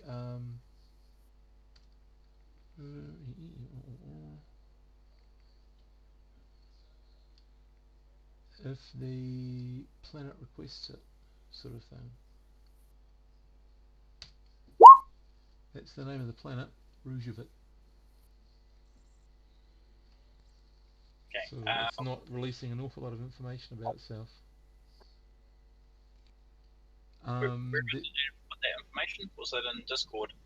In Roll20. In Roll20. Okay. Yeah, in the chat window in Roll20. That's the little chat icons that it should be illuminated. Yeah. Okay. Yep. So Rujavut is the only thing you get on Rujavut is that it has a navy.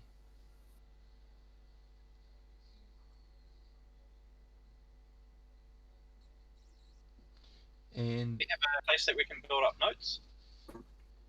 I've been building notes throughout the game. Yeah. Okay. I have and page it's part of something called the commonality. But beyond that, it doesn't give you a hell of a lot of information of what you're trying to find. Denotes gas giant. I'm not sure. What you can do is, if you get the information, that's fine. But we've said the other way you can do it is if you get the person on sensors. If you're only 1 jump away, you can, before you jump, you can get the person on sensors to detect. It takes a wee while, and they can give you a reading on whether or not they believe that there's a gas giant in system. You guys got a 75% chance, because you're 2 systems away, or that there was going to be a gas giant present. Obviously there is. Your first jump was going to be the most dangerous one, because you didn't know what you're jumping into. And you find Chat out that window, can you post the information for 309 and 310? The only information you got on 309 is that it's an agricultural world at the moment, and its name. Okay, and no tech level. Nothing else yet. You haven't been able to find anything like that. That's it. That's at 309.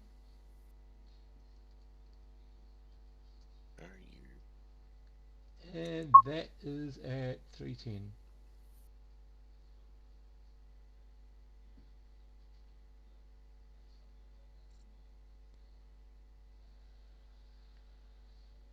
Cool.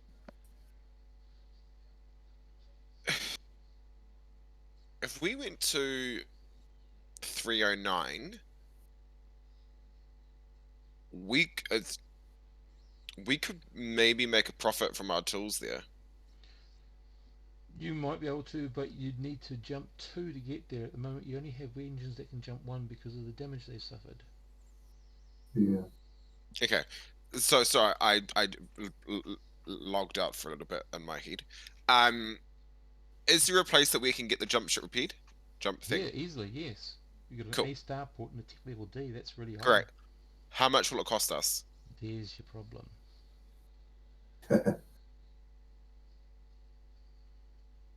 It's going to cost you at least 2.5 million credits. Is there anything we can do around this planet or in the starport to I don't know, to 2.5 million credits. To earn that or to get What that? if we became a taxi? You'd be there for a very long time. No, as in we would take people from, where are my notes? From 041, from 410. Sicily. What? Yeah, so we could take people from Sicily to Corral or Shuri, right? Well, Shuri and then to Cruel. If we got but even then we don't have any money. Well, You've got 2 state rooms aboard that can do that already. The most plain way of doing it is to take on either extra jobs or try to do really, really well at speculative trade.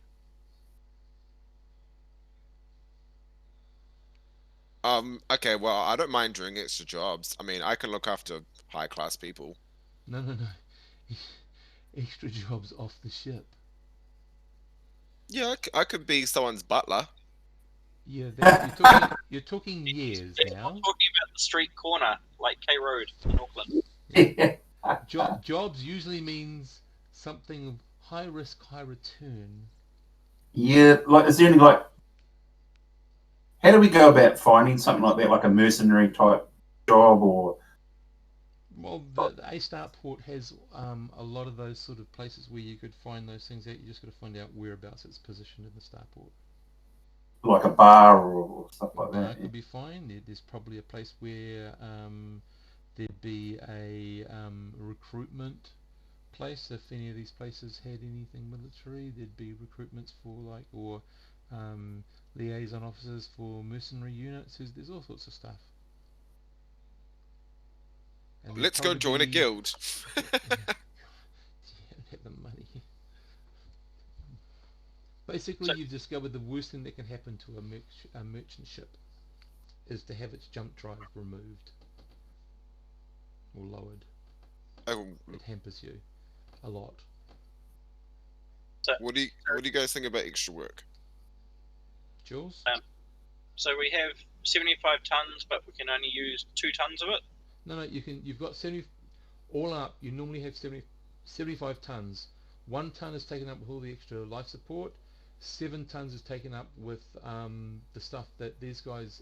5 of the 7 is taken up with stuff that they bought just for themselves to speculate on. Okay. So you end up having 7, 8, 66 tons to use that 500,000 credits on.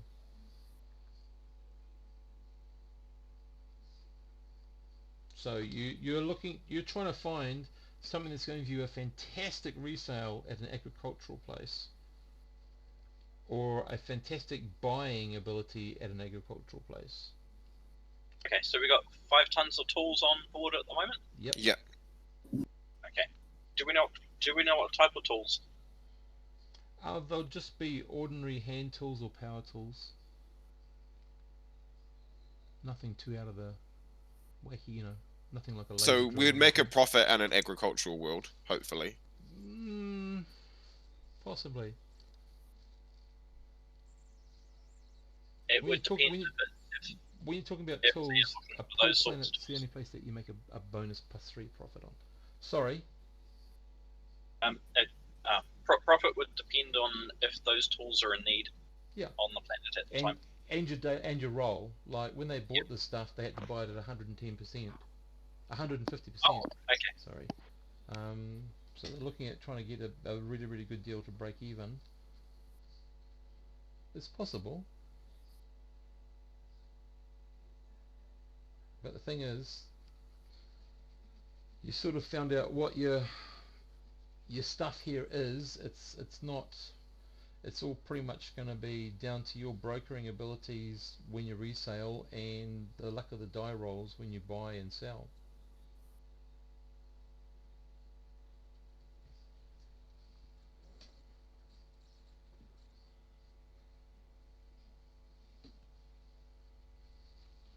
So it's up to you guys what you want to do. You've still got, so the normal, I can go through a list of normal typical activities. Normally you'd arrive at the starport or on planet, because usually if you pick up from the starport, you deliver to the other starport if they've got one. If you pick up on planet, you usually deliver on planet. Okay. Yeah, so you're picking up from starport, so you're hoping that the other place has got a starport, which in some ways is good because it means you don't have to get mixed up with too much on the surface of the planet. So normally you do that. in the order of stuff that you should be doing things in, you achieve your orbit, you've done that, proceed to the orbital starport if that's what you're doing, or surface starport depending.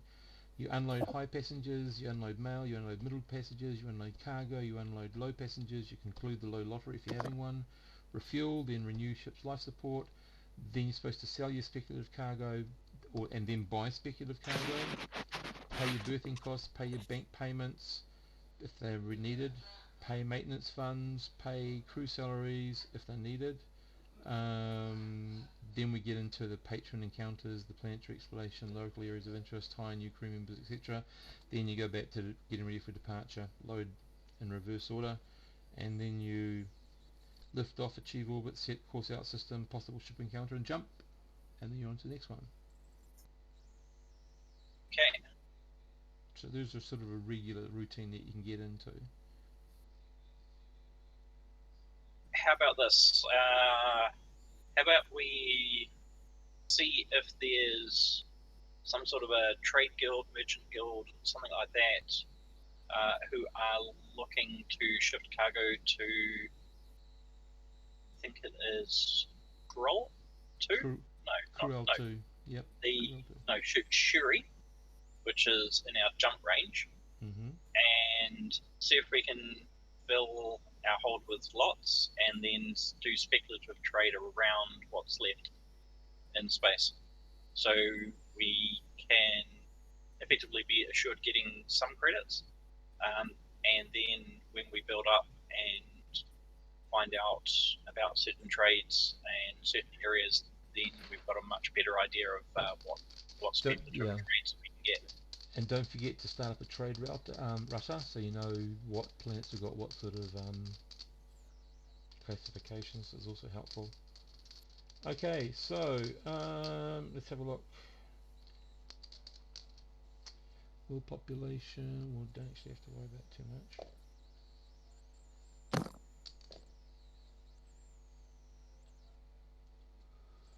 Okay, so that's good.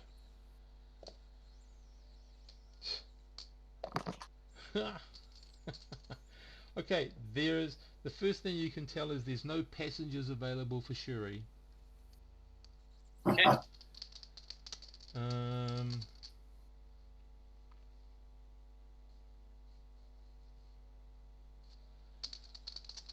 Okay, let's have a look here. Where are we? There is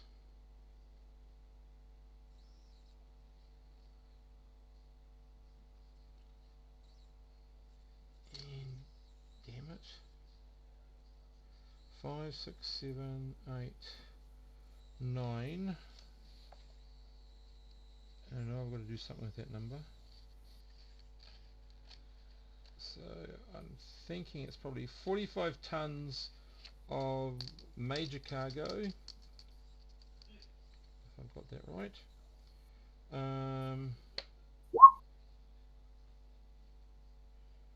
22 tons of minor cargo and 3 tons of incidental cargo. So 45, 22 and 3. Cool. So what Jules is done there is he's just seeing if anyone wants to just move cargo. You don't spec trade on it, but you do get like 1,000 credits for each ton you move. Well, that seems easy enough. Let's move it. Yep. So that would leave you with 27, 60, 70. That would leave you with, it wouldn't. You can't take it all. You've only got 67 tons, so you can't take the incidental stuff. That You've got your works. stuff sitting in the hold. That works. So we could grab the 45 and 22. Yep. Okay, and that would leave us just the 5 tons of tools. And the 1 ton of life support. Okay. So, yeah.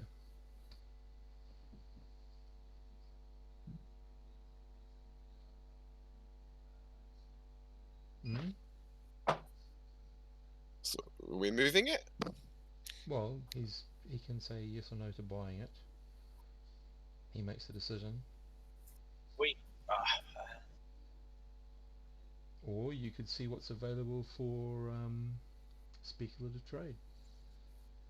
Yeah. Okay, so we don't have to purchase anything on speculative trade at this stage. We can just see what's out there. Yep. You can see what's out there and how much of it there is. And once you Okay, commit to one of them, that's when you've got to commit to buying it, whatever it rolled up. Yep. Might as well do that as well. I'll throw my skill in. So there's some polymers.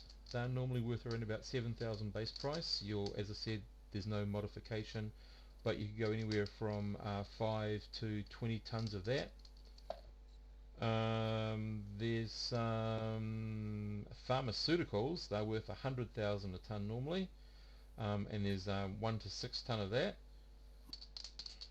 That you could make a killing on really simple. And there is mechanical parts, which is 70,000 a ton normally, and that's anywhere between 5 to 30 tons.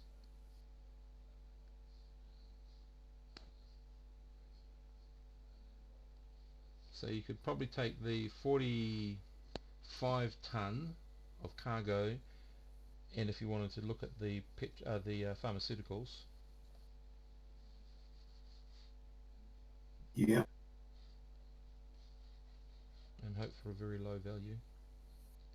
Buying value. You said mechanical parts were 70,000 a ton, and there's 5 to 30 tons of that stuff.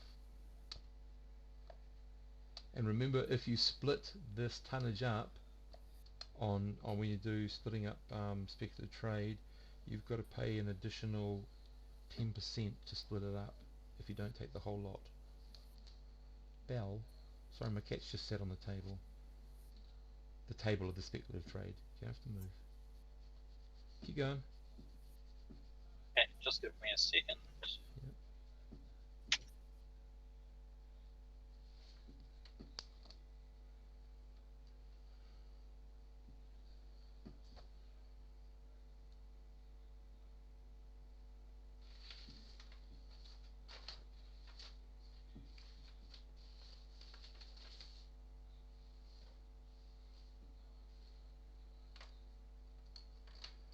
Engineer. Yeah. Waiting. Do you want to do a check over you haven't left the ship, have you yet? No. Can you give me another check over the engines, see what you can make of everything?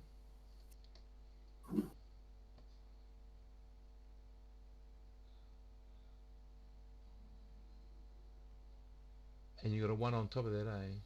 Yep.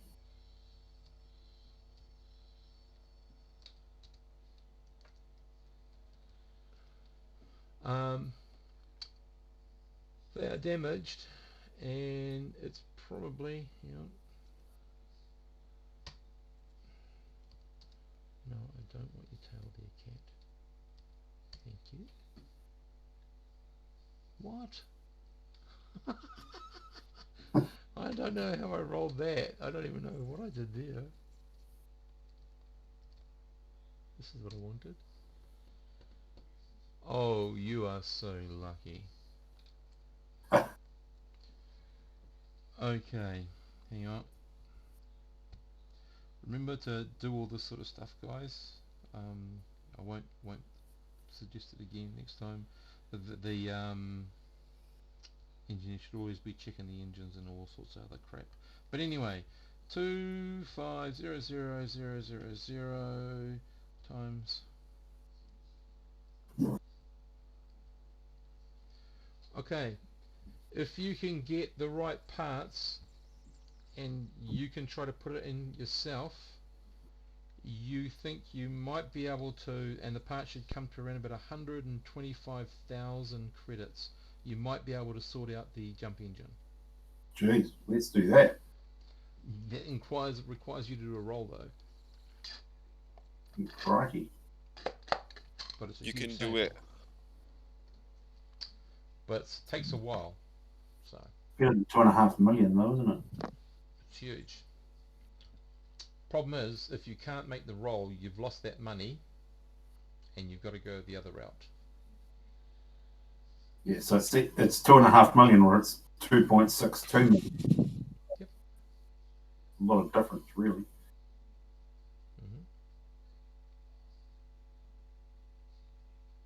So Should we do that? Squin. I feel lucky. Yeah. Because you've been lucky so far, eh? Yeah. Yeah. Yeah. That All lucky, ones. I say. I'm sure there's one in there. Yeah. So Jules. Yep. Yep. I don't know if you heard all that. Yep. See, just see. So roughly, it's a tenth of the price if we do it ourselves. If he's got the chance to do it, yeah. 20th of the price. Yeah. 20th of the price. It's only 100 and something K, so it's a whole lot cheaper. 125,000. Even if I fail, we're only adding 125,000 to a $2.5 million bill. Yep.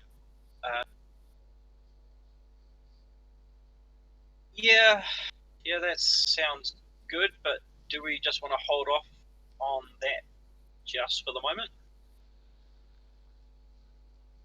Are you asking or telling? Just asking for the players. Reason why is, see, how much extra money do the players have? Not a lot. We don't have a whole lot. I've got about 12,000 left because we bought the tools. So I think you're the same, aren't you, Cap? Yeah, I've only got like 3K left. Yeah. Okay. So how much do we have sunk in the tools? We have, what was it? Like About 75,000. Yeah. Yeah. 5K. But that came from our personal things, Yeah, not that's your personal pocket. the ships. We've got 500,000 to run the ship, haven't we? Yeah, Yep. we've got less now. Yeah.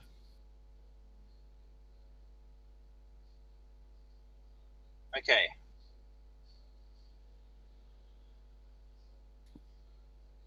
What I am thinking,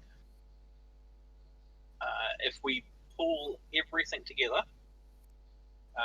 we have possibly got enough to buy the pharmacy stuff outright. Pharmaceuticals. So the full 6 tons rather than having the penalty at breaking it to buy. It's 1 to 6 tons. Yeah, I got to roll how much yet. Oh, okay. So it could be less. Yep. Okay. These are just the things that are up there that are possible for you. Okay. So you're interested in knowing how many pharmaceutical tons there are? Please. There are 2 tons. Okay. Oh, that makes it a lot easier. Okay. And for the polymers. Polymers. Sorry, I just got to find them again. Gosh, where are you? There you are. There's quite a lot. You'll be breaking them up.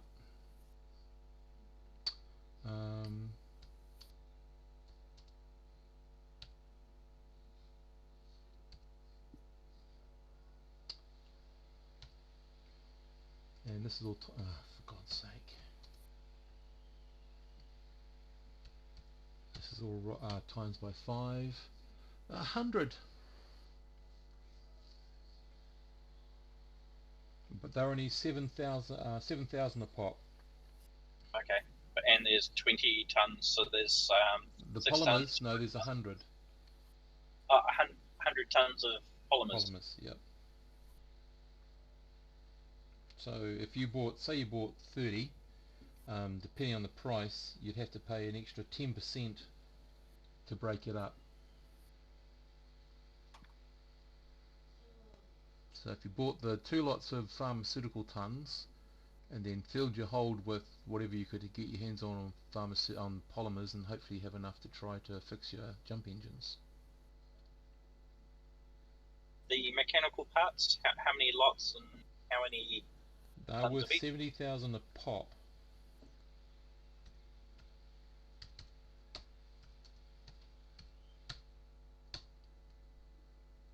5 tons.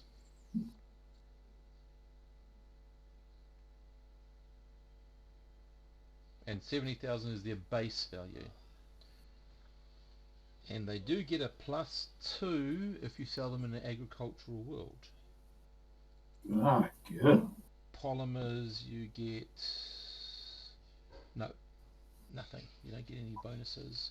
Pharmaceuticals, you won't get any bonuses, but well, if it was an industrial world, you get a +5, but it's not.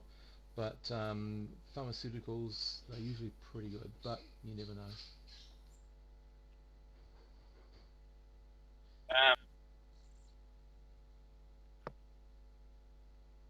Thoughts on the pharmaceuticals and the mechanical parts? So base price 350k for mechanical parts and 200k for the pharmaceuticals.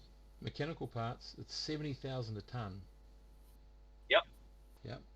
So you've got 5 ton. That's base value. It could go up or down, but that's 350,000. Yep. Plus 200,000. That's 550,000. A little bit of player money as well.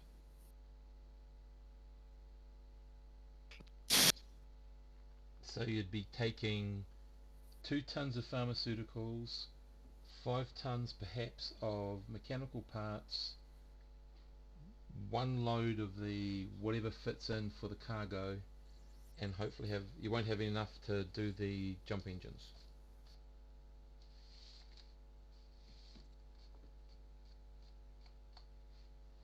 We have enough fuel to get to do a second jump if needed. You only use half of your jump fuel. Yep.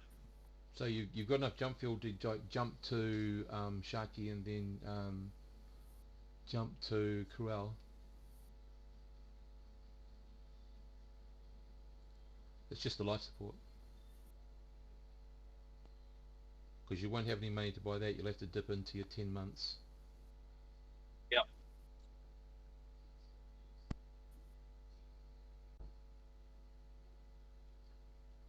I still think it would be worth making the roll if we can fix the jump ship ourselves. Because we could do attempt to fix the jump ship, and then take the and then even if that fails, we can still do the mechanical parts.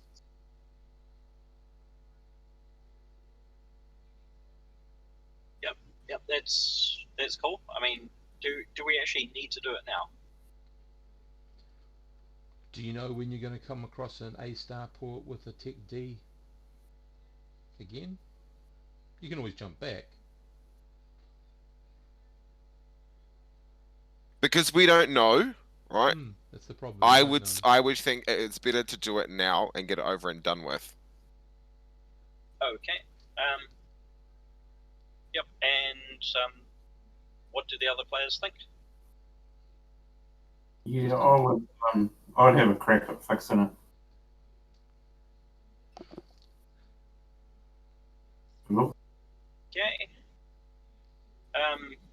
Yep. So we've got 3 players on at the moment. Yeah. Okay. Okay. So yep. I mean, cool. I'm in favour of that. Okay, so you want at the moment you're going to have a go at attempting the jump drives. You're going to take either the 45 or the 22 cargo. And what of the speculative trade are you thinking about taking on, Jules? Squin? Pharmaceuticals. Yep. You can always break the mechanical parts. Just have to pay 10% extra.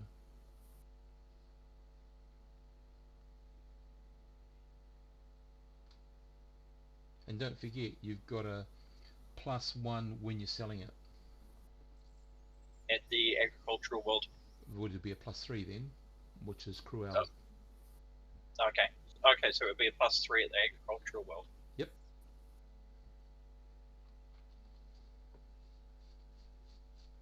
or do you want to break the pharmaceuticals and take as much mechanical?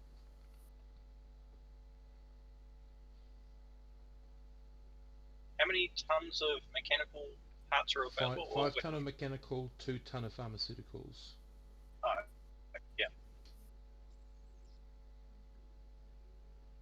Bring that down. Yep. So what are you thinking of, matey? What are you hoping is your best?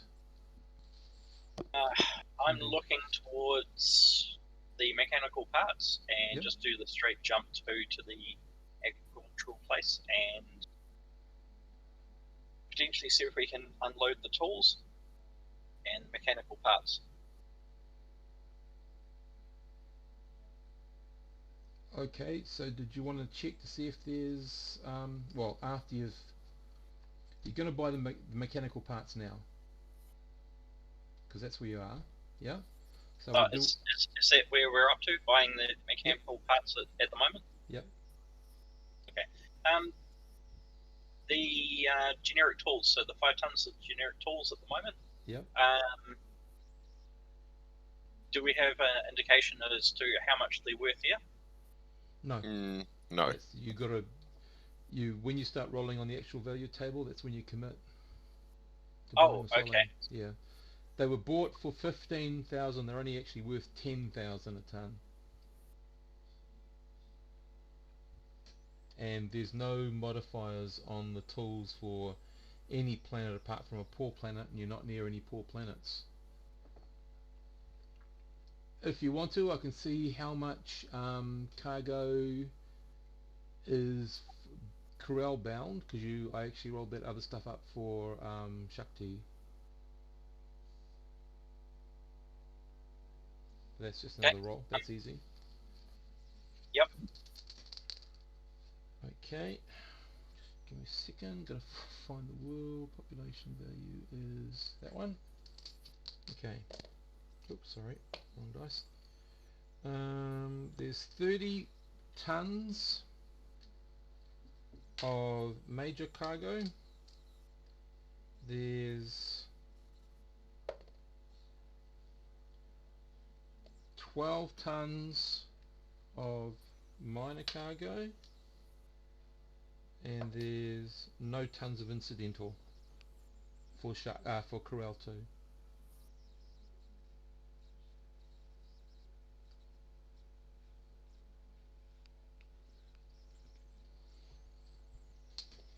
So I think you'd have space with the mechanical parts, the tool parts, and the cargo. You'd have enough space by, I think. Easy. That's 2 jumps away. Yep. Well, no, that's a jump 2 away, sorry, but it is 2 jump. It's a distance of jump 2. 2 jump ones. Yeah. Okay. Yeah. If the jump drive doesn't work. But remember, you only get paid 1,000 for that. Not per jump, So, per delivery. So effectively that would be, we're up 42,000 at a jump 2. Yep. Or is it per jump number? No, that's per delivery. Per delivery. Yep. A jump 1 or jump 6 don't matter. It's a straight 1,000 for the jump. Oh, okay. Yep. Yep. And then whatever you get for the mechanical parts as well, and possibly the tools. So you wanted to commit to the mechanical parts for price? Okay, just changing tack a little bit. The drive repair is going to take how long, if it works? The jump from here. No, the drive repair. If we go. Oh, the drive repair. It's random, anywhere between 2 to 12 days. Yeah. I'm really good. Okay. So if we mulling this over, if we grab the mechanical parts, which will give us the +3 at the agricultural world, we try to repair the drive. which will then give us the jump, hopefully. Mm-hmm. We will then be able to do it in 1 week. Yep. While grabbing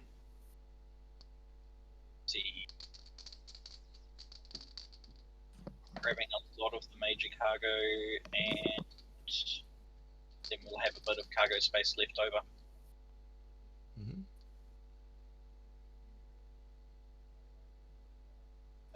Thoughts on that? Sounds like a plan. Let's do it.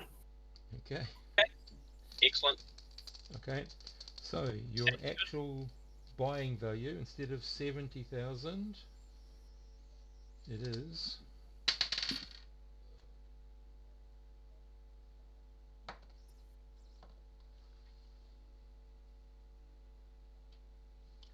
okay.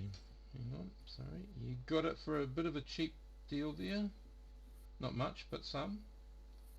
So instead of costing,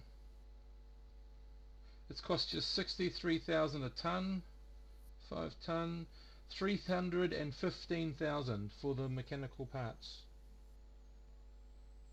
So if you can get at least 100%, you'll have made on the deal. And it's probable that you're going to get a bit more than 100%. Okay, so 315,000 has cost the mechanical parts. You are organised to pick up the rest of the cargo, is that correct? Just the cargo, the 42 ton? Was it 42 or 45? 42. 30 42. and 12. 5 ton is the mechanical parts. And then it's all down to the engineer. Is there anything else you want to tell me you're doing, engineer?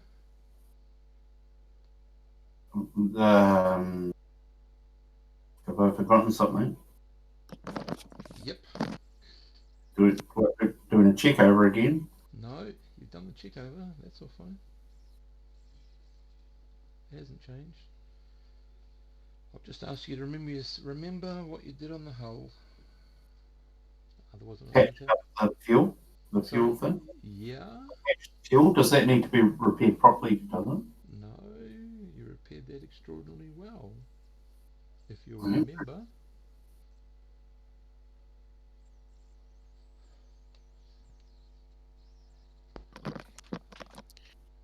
Okay. Dean, do you remember? Sorry, what was that? I was just on the phone. I'm just asking the engineer if there's anything he wants to do before we roll the dice. Let's see if he remembers it. Is this my learning skill? No. Like to check the engine? To fix the engine. I just reminded him of what he did, something on the hull that might help him. Patched it. You want patched? How long did it take you? Ah, you get a +1 if it takes you longer. Oh, right, yeah. So if you take your time doing it, you get an additional bonus. Yeah, well, yes, I'll definitely do that because it's really important. So Okay. I want to take my time and make sure I do the job properly. Yeah. Okay. You roll your engineering roll with a +2, and I'll double the time it takes. Where you go. 8, 9, 10, 10. 11. The +2, 10. Oh, whoops. 10. One for a skill, one for taking time. Okay, that will take you 10 days to get it done. So that means you've got to put in another 400 on board the docking of the ship, Squin. Okay. Yeah. Now, during that How much is time... docking? Sorry? So how much is docking at the moment? It was 100 for the first 6 days. And then 100 a day. And then And another then it's 4... 100 a day. And then it's 100 a day after that. So 100 for the extra 4 days. Now guys, while you're on board the starport the first day, you notice there's an awful lot of police around. They didn't seem to bother you. Would anybody be going off ship after the first day? I pretty much can't, can I? Because I'm just No. busy doing this job. Is that correct? Yep. Yeah. Sorry, and what was the pricing of the fixing the ship? 125. 25,000. 125. Okay. We have 22,000 gold left after we purchase the mechanical stuff and... That's cool. Sorry, I'm keeping notes. That's okay. Yeah. No, but you said gold, but I know what you mean, matey. Credits. Yeah. Yeah. So we got 22,000 credits left. It's going to cost us another 1,000 for the 10 days. So that puts us at 21,000 credits. Just a heads up, everyone. Sweet. So I'm going to continue beavering away trying to fix this. They know the next 10 days. That's pretty much my lot at the moment. Is that right, Steve? That's right. You'll be going in there working your little tail off. Right, roger that. Nah, I don't... would I go to ship? Go exploring. Right? Yeah, I would probably go exploring. See if we can find some sort of mission on here that can make some big cash. Boy, you are lucky. Yeah, okay, the second day you go out, what are you doing? I don't know, maybe heading to a tavern or a... Can I drink the liquor? Yeah. Drink? Yeah, looking to see if I hear anything about trade, anything like that. Okay, need to go back to my other table around encounters. Far out. I do have my dagger on me concealed. And you've taken a fard with you too. What? What is he taking with him?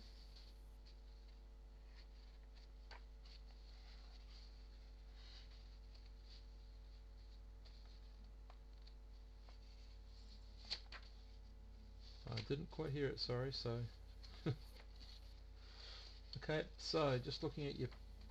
God damn it. Patron tables. Where the hell are the patron tables? I'm about to rip this book into pieces.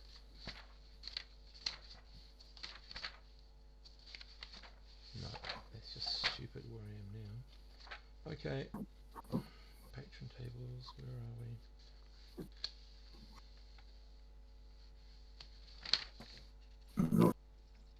Encounters. There we go. In a place in the book that's totally not in contact with anything else. What?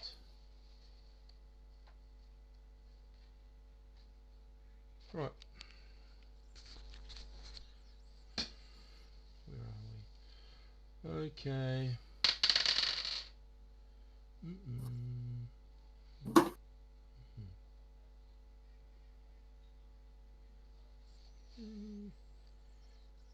That's them. And that. Okay, rightio, you hear some person talking about that the reason that the Sicilians don't actually leave the surface is because they're protecting vast wealth. There are huge deposits of gold on the planet and they're very protective of it. So they don't actually leave the planet's surface because they just want to protect all of their wealth. That's what you hear. You bump into some people in the tavern. You kind of get the impression they're a little bit nervous. They're looking around all the time. They are not terribly well presented. The three of them, they say, look, we noticed you're off that ship that just came in. Yep, that's me. Yeah, we were just wondering if you're taking on passengers. I can take passengers. Where are you heading to? We don't have a hell of a lot, but where's your next place you're going to? Crap, where is our next place we're going to? Well, Actually, when do you need to leave? now? I can't leave now, I'm sorry. Well, Are these we'd pay a little bit more if we could stay on the ship until you do leave. what? I'm not. We won't be leaving for about 10 days. We don't mind staying in the ship for that long. So, you said that they look nervous and they weren't well presented? So And there's a whole lot of cops everywhere. Yep, and they are they're only after medium passage. So Stolen gold, bro. and medium passage would mean that they could all fit within the two cabins. Two would fit in one cabin, one would fit in the other. Why? I ask, why are you so enthusiastic? It's almost like you're hiding. No, we're not. Look, can you help us or not? Oh. We've got money. He shows you that he's got the credits. Not much, but you know it's enough for the 3 medium passages. Wait, I can turn on them. Okay. Who are you with, Kat? Are you by yourself? Yeah, I've got a knife. I'll be right. Right. Okay, rightio. They say, well, we've just got to get through the customs and then we're there, aren't we? How about you get through the customs and I meet you on the other side? What? Can I do that? Well, you have to go through customs, but you've got a pass to get through. Yeah, okay. So, just in case anything happens, because I think that they're shady. They seem a little shady. I'll go through and then you guys go through and I'll meet you at the ship. Okay. How much gold credits do I get? You don't get anything. The ship gets it. Oh, does the ship get? Yeah. The ship will get 8,000 each. Okay, so 24,000. Mm.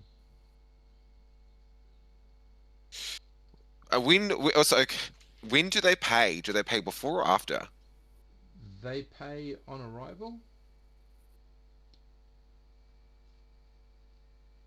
Okay, this is what I would like to do.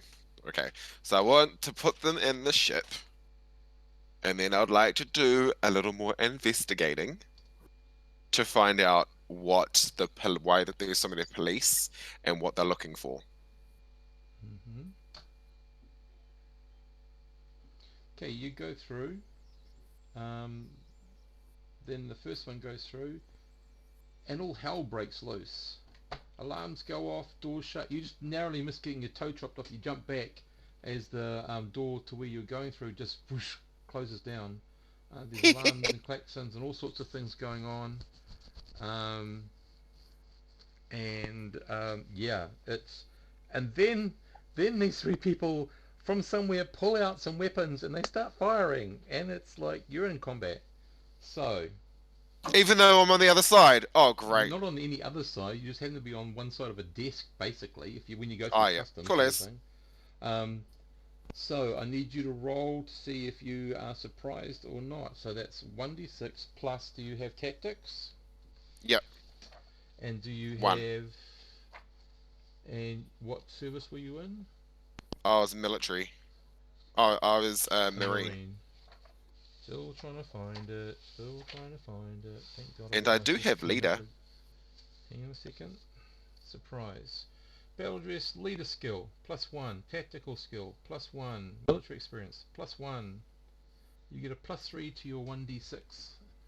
I don't. 7.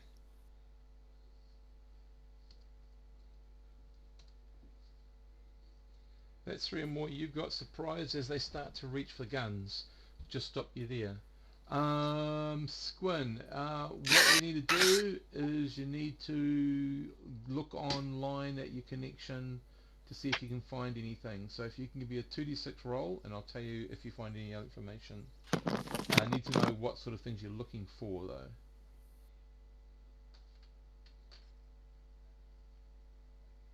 Okay.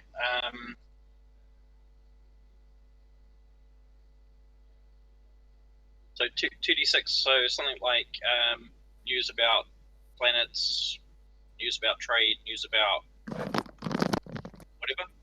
Okay, right, give me a 2d6 roll. Then I'll move back to the combat.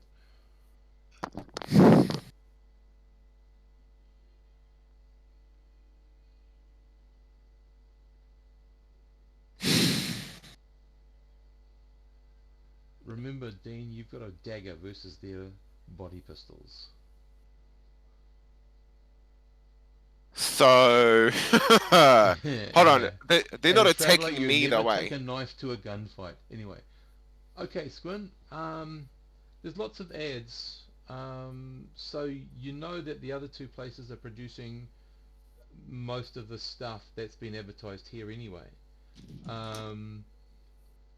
The other thing is there's not so much. Well, the one thing you point out that it seems to be coming through is that on Cruel there's someone called the Beloved Leader, and you get a little bit of a shiver at that. You're not quite sure what that means, but apparently the Beloved Leader is leading them into a dawn of new golden age dawn. Whereas on Shuri, what have we got there? Yeah, they tout as tourism their clean highways and byways, their efficient transport systems. Um, yeah, it's a really different message.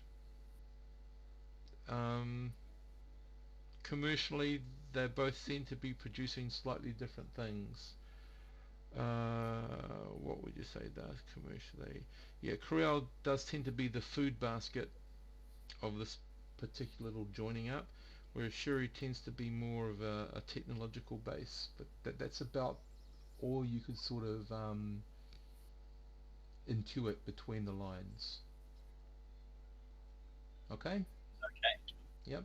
Okay, back to the fight. You have surprise, you have run around to do something. You're standing there.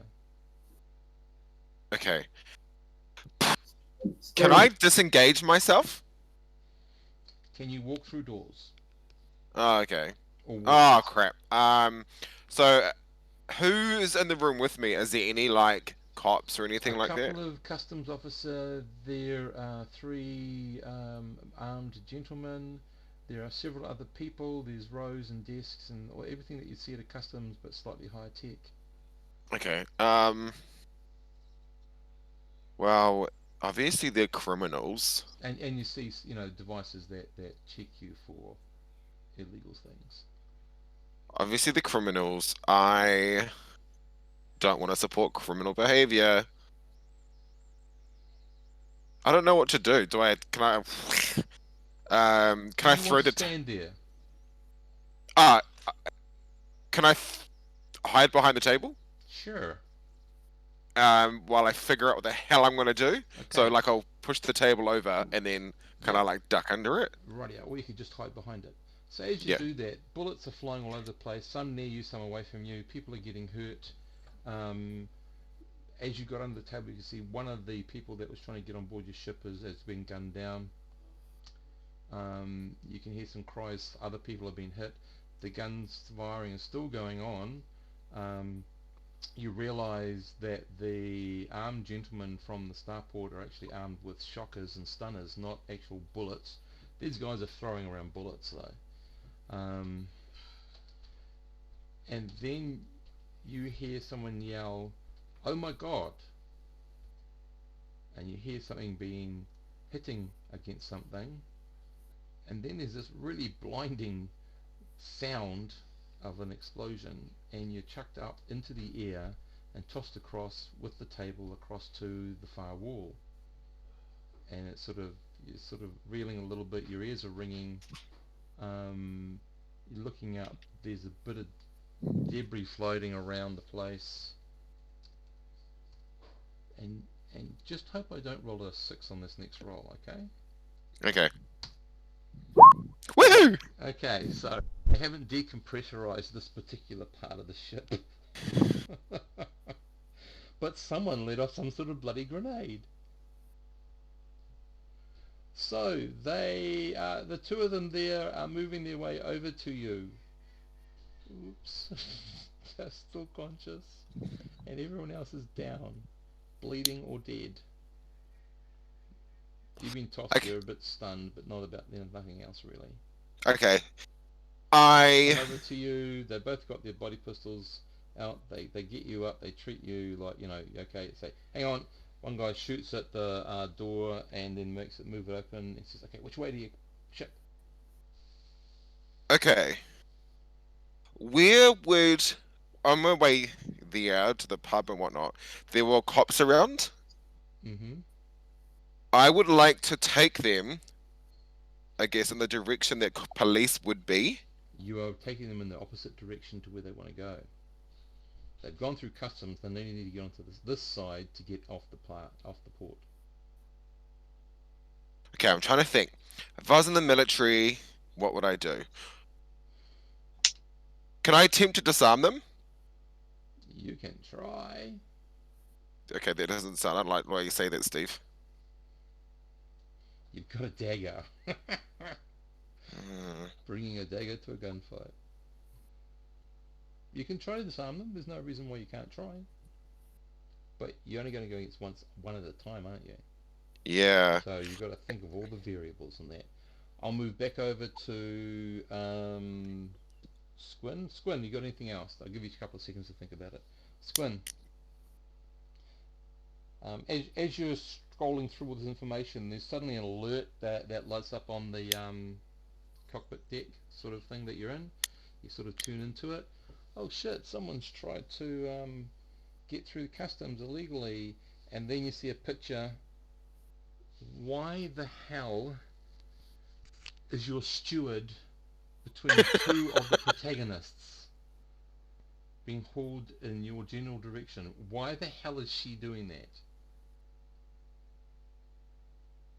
Over to you, Squin. That's a development. By the way, Wolf, you're totally oblivious to this. You're just squirreled away in the engine bay, just doing stuff. What about old Alfred? What's his name? Afid.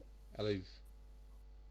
Yeah. Oh, yeah. Well, he's not aware of it. He knows this. He just radios into the bridge. Captain, getting a red light up here. What's going on? Do you know?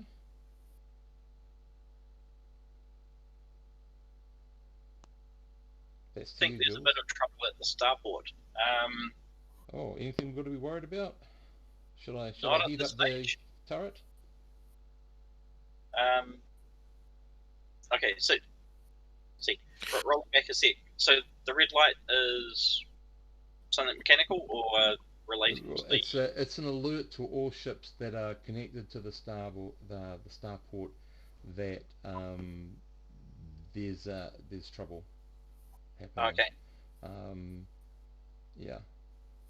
I have an idea. It's blinking at the moment. If it goes solid, that means it's an emergency. Okay. Unsure what it is. Something's happening. I don't know what. As you're watching her moving closer with each step towards the ship. Okay, radio. Alf says, well, if you don't mind, Captain, I'm just gonna warm up the turret just in case. Yep, that sounds good. Okay, radio. Okay. Is Wolf the one who's out and about with their picture on the news? No, it's me. No, it's Capitan. Capitan. Capitan. Okay. I would probably already know this. Do you have something like a communicator or something like that on you? I would assume that I do, but I don't think it would be a good idea to bring it out. Is it on your list of items that you own? Oh crap, I said assume. No, because I forgot to buy it. Well, I thought there was an automatic, you have it. No, I've told you what you got in your ship's locker. If you're wearing the vac suit, they have comm units in them. Oh, okay. Then no communicator on me. I need to buy one. Excellent. It's okay, I have a plan. To Capitan, where you go? Okay, so what I would like to do is I'd like to lead them to the ship and Yeah. take them and put them in where they would be staying, and Mhm. I'd wave at everyone and be like, pretend like everything is fine, right? No stress. Then when they're in there, I want to go to Squin and say to him, I need you to contact the police now because those two people just blew up customs and they threatened me. And said if I didn't take them to the ship, they were going to kill me. That's why they're here in the thing. We don't have a whole lot of time, okay? Call the police, Rightio. please. So you get to the ship. They've still got the guns in their hand. The ship won't open. Captain, your anti-hijacks program, which is always running, has automatically locked down the ship. Everyone on the ship, you hear the signal for someone's trying to board your ship illegally. Illegally means either they haven't been granted access or they're trying to force their way on, usually with some sort of weapons. Which means I'm moving straight to the hold to get a shotgun. Yep. Okay, you get to and you can pass by the airlock. You can see Captain Tan out there with two other gentlemen, and yeah, they both got body pistols. Right, I'm grabbing a shotgun. I will be alerting authorities that we have problems. Yes. Don't know what it is, but yeah, we've got problems. We've got two armed people with body pistols, and it looks like they've possibly got one of our crew hostage. Okay, so meanwhile we'll go outside. Now I'll just find their reaction things. Just give me a second.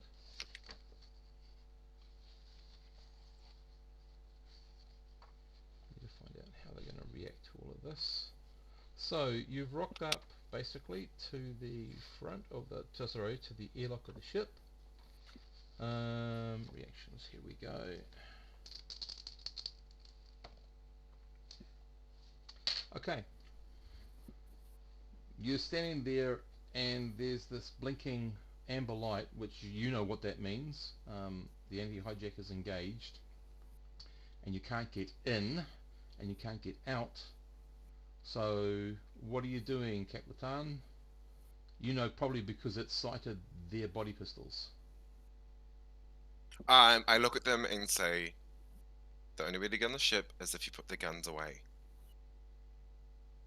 If you don't, we don't get on the ship. We don't get on the ship means you have nowhere safe to stay. Well, hurry up then. Okay, they put their ship in, which means now you can try to override it with your number and your palm scan. Is there any communication down to Capitan? You could do an outside speaker thing, yeah, intercom. Okay. Where's the airlock here? Yep. No, sorry. The airlock is. Oh, as soon as I get my bloody. I'll say over the intercom, pass the weapons to Capitan. Oh, for fuck's sake, I'm in the wrong bloody place. Okay, the airlock is this part here. And you mentioned there was a second airlock? Yeah, that's the ship's locker there. So the second airlock, same floor, out the back. Yeah, engineers one. Yeah, okay. So I've been to the locker, and where am I now? I'm just at the locker, am I? Well, if you're standing there, you're standing there, and you're steering right out through the windows. Unless you want to go back through there. Yep, I want to move to the rear. You could. Sorry. Yeah, you could always go there and go up to the top level and come out the top. They wouldn't see you. Oh yeah, I want to get into position so that I can aim, train my shotgun on them without leaving the ship open, if you know what I mean. Yep. Well, if you go out the back, you're going to drop to the ground. They're going to probably see that. If you go up to the top, you're on the top of the ship, so they won't see you until you get over that lip. Yep, good. That's what I want to do. Yep. Okay, so you're heading up the top. Are you telling anybody? Yeah, I'm telling Squin. That's my plan. Right, so you just hit an intercom as you're going. This is what I'm doing. So he's aware of what you're doing. Okay, it's going to take you a wee bit. So Afford's in the turret section. He says, do you want me to point the gun at the two guys? But of course it will be in sort of Capitan area as well. I also suggest we lock Oh, yeah, no, that's right. It's already locked down. So, but of course, Squin, you can lock it down from inside. You have captain's privilege, so even her override won't happen because you'll have the top level override if you want. What are you thinking, Squin? You mean locking the outer door? Yep. So it won't respond to her any way to try to get in. It won't respond. You overruled her. Yep, that's prudent at this stage. Okay, rightio. And to at least request about spinning the turret on them. Yes or no? Yep, at this stage. Yep. Okay, rightio. They grab you and take a step back and pull the body pistol to you, using you as their shield. As you see the forward turret spinning around and pulling straight at you and coming down, and you can see your friend Aliv upside down, belted into the seat, ready to shoot the turrets at you, Capitan. And for some reason, your code wasn't accepted. On the 6 arrive. I'm serious. And the parents need to know that they're having a drink here. Oh, I don't want to know. I don't want to do it. No. No, bounce, isn't it? Sorry, guys. That's okay, bit of family fun, huh? Yeah, yes, daughter wants to have a party. Okay, so by now probably you're on the top of the ship, but you haven't made yourself, like, you sort of exited out here. Yeah. So you have to sort of come over here, and then if it's quite a steep round bit from this part here, so you're probably trying to position yourself somewhere here and hope they come out a bit further, because that's roughly where they'll be around about here somewhere. So if you stay up around about here, you should be able to shoot at them. The only unfortunate thing is when you get in position, they've got Capitan in front of them, and they've got body pistols drawn on her, and you can see that mad NPC that Alif has got turrets pointed at them right now. He's awesome. Yeah, it'll like disintegrate them. How good is the NPC at shooting? He's a gunner one. He's asking you to put in the target and the interact into the system so he can access it, because at the moment he's only pointed it. He can't actually shoot anything without you actually changing the software, because it's not in the system yet.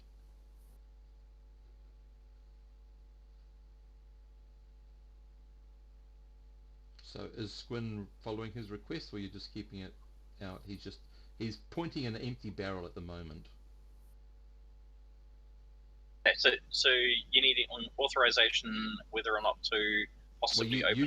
You change the software so he can access the things he needs to actually actuate the shot. Because at the moment the only thing that's on in your ship software wise is the anti-hijack. Okay. Yep, I'll authorize that. Okay, so you'll slot those two big huge cartridges in. Boom boom. Right, it comes up red light. Green light. And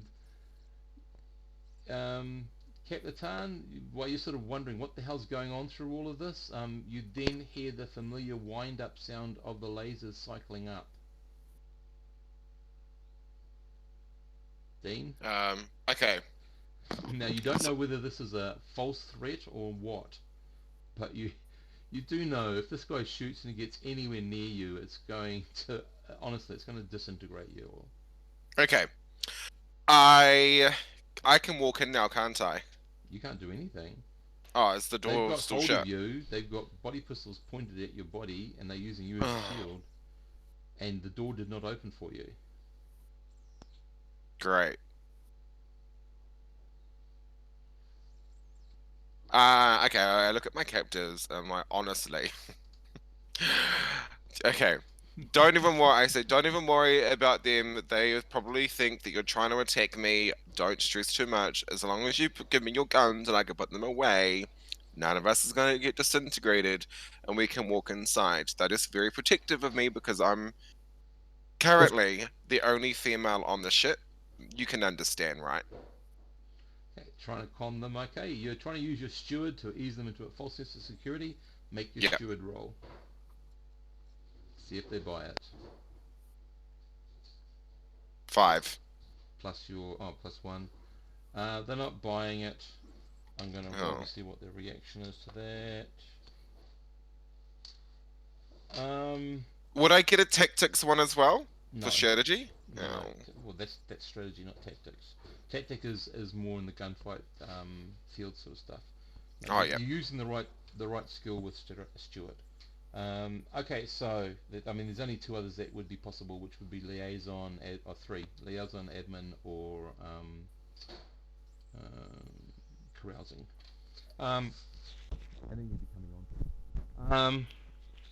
So what they do is they don't make it any worse, but they say we'll put our weapons away if that boy over there puts his big weapon away.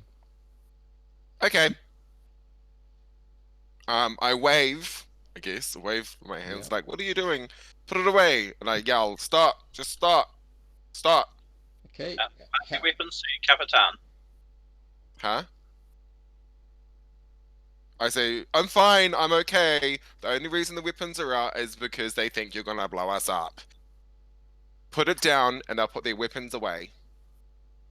Isn't that right, boys?" They both nod. What do you want to do, Captain? Okay, so they put their weapons away? They will put their weapons away if you stop the laser. Looking at your monitor that was monitoring the emergency, you can see some police forces entering the corridor. You'd say they're about a minute or 2 away. But once they get in, it's oh god, it's probably going to be a bloodbath.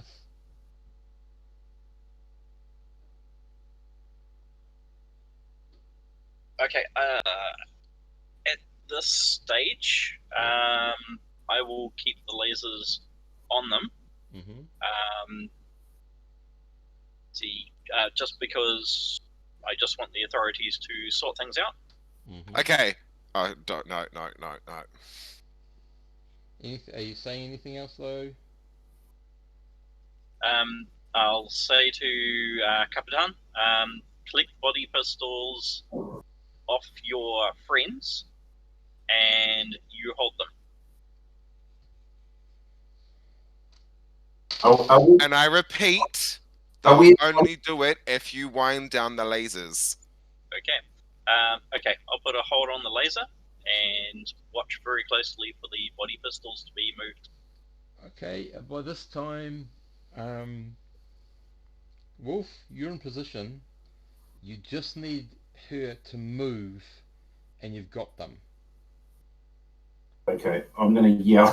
I'm going to yell. Well, am I in communication? Remember, I can't get in yet either. Sorry. Well, you said you have to get in. With Captain? With... Do I have communications with Wolf? No, not really. He can hear you through the external intercom, but you can't. You don't know where he is. You know he's heading up to the top to try to take cover.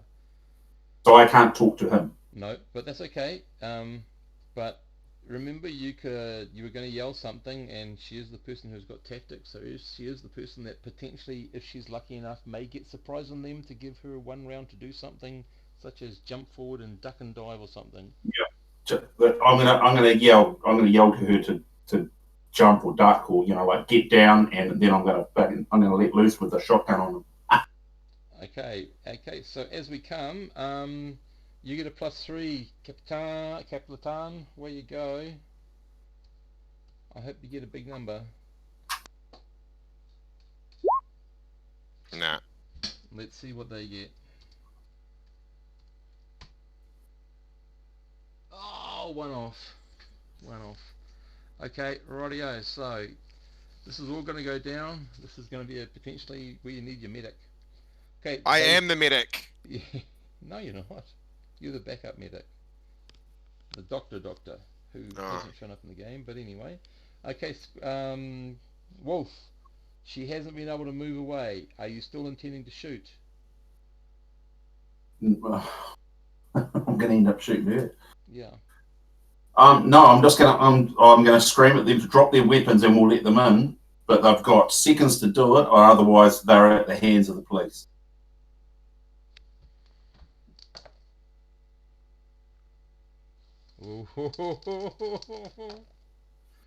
Okay.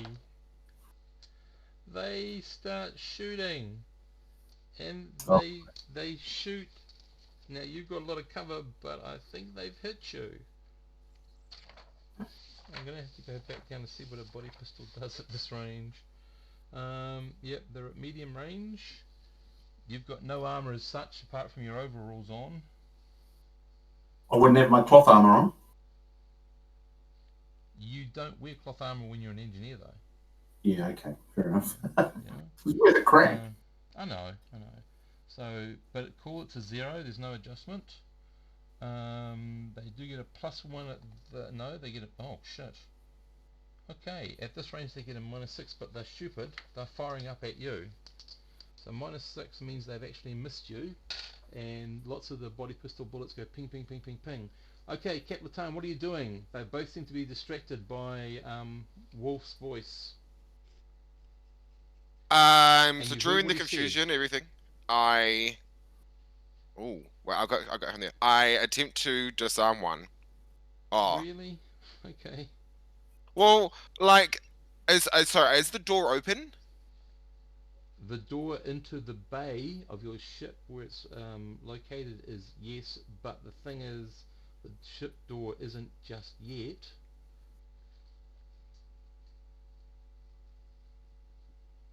So I'll ask Squin, are you doing anything?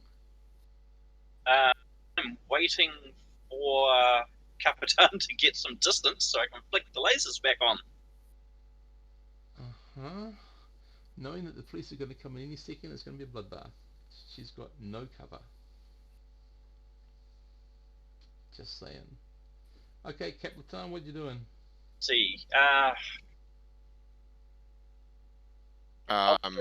amber.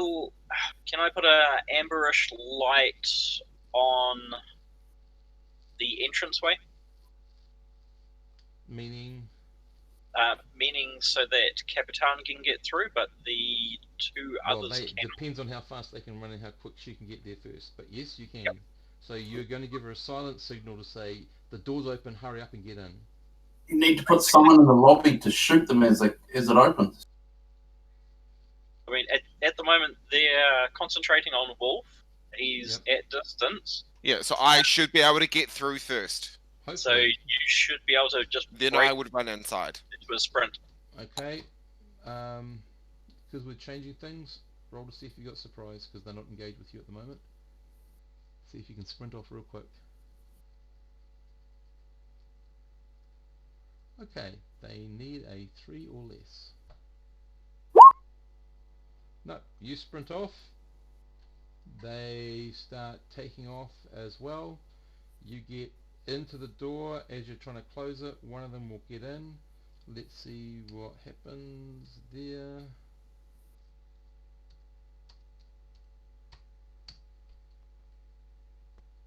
Okay, he's successful in that he gets half of his body in, not the half with the gun, but the door's not quite closed. The police come in and they start shooting the place up.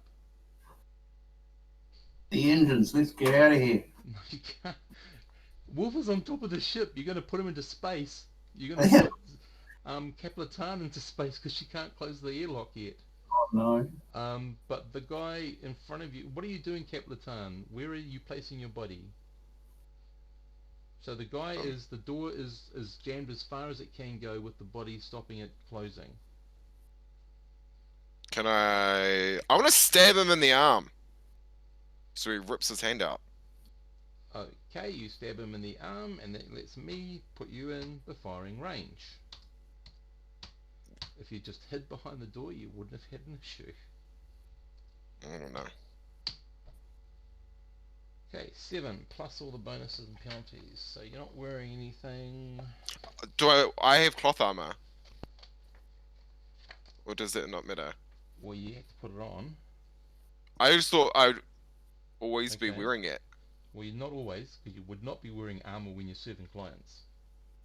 Oh, But okay. I'll take it that you can put it on because you're leaving the ship. Yeah. But next time, just make sure you mention. Cool. Okay, let's have a look. Okay, so machine gun type, that's what we're looking for. -3. And at range +3, so no difference there. So, there's lots of bullets pinging around against the hull of the ship, pinging. A couple will get into the actual airlock, which might give you the message to back behind the door, which seems to give you some protection, or a lot of protection actually. Wolf, you can hunker down. I'm trying to get back in the ship now. Okay, cool. You get back into the ship. I don't think they're looking at the two guys and they're just spraying the floor. They're not looking at anything really above yet. So if you can give me a 2d6 roll, please. Wolf.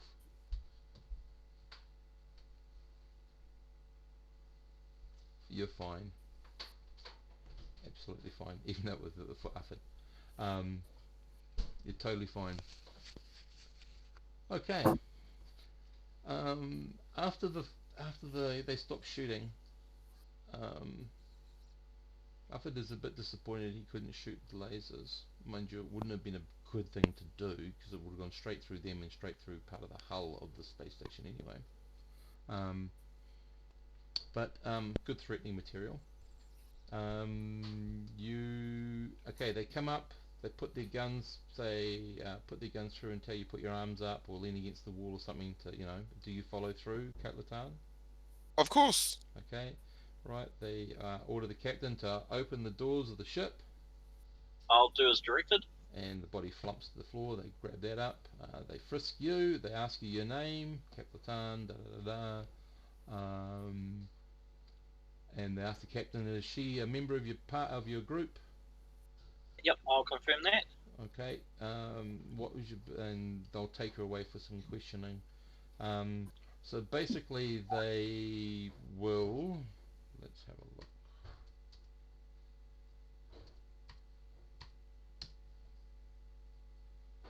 Okie dokie.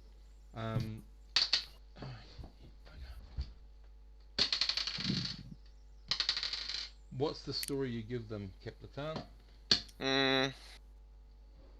I tell them that I was walking back to my ship, and when I went through customs, everything just started blowing up, and I hid behind a desk. And they had their guns out and said that I had to take them back to my ship. And because I'm afraid, because I'm, me, I took them back to my ship, and they had whispered to me, if you say anything to your captain, we will blow you, we will kill you, and then we'll kill everyone on board.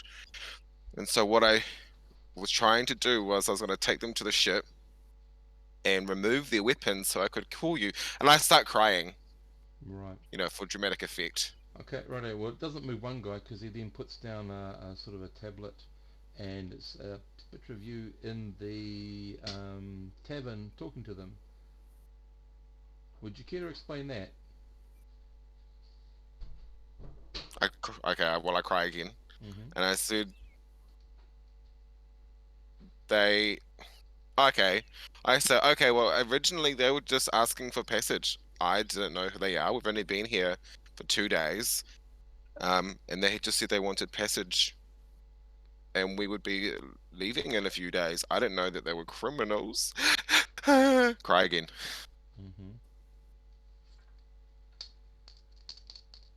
Okay. I need you to make your steward roll.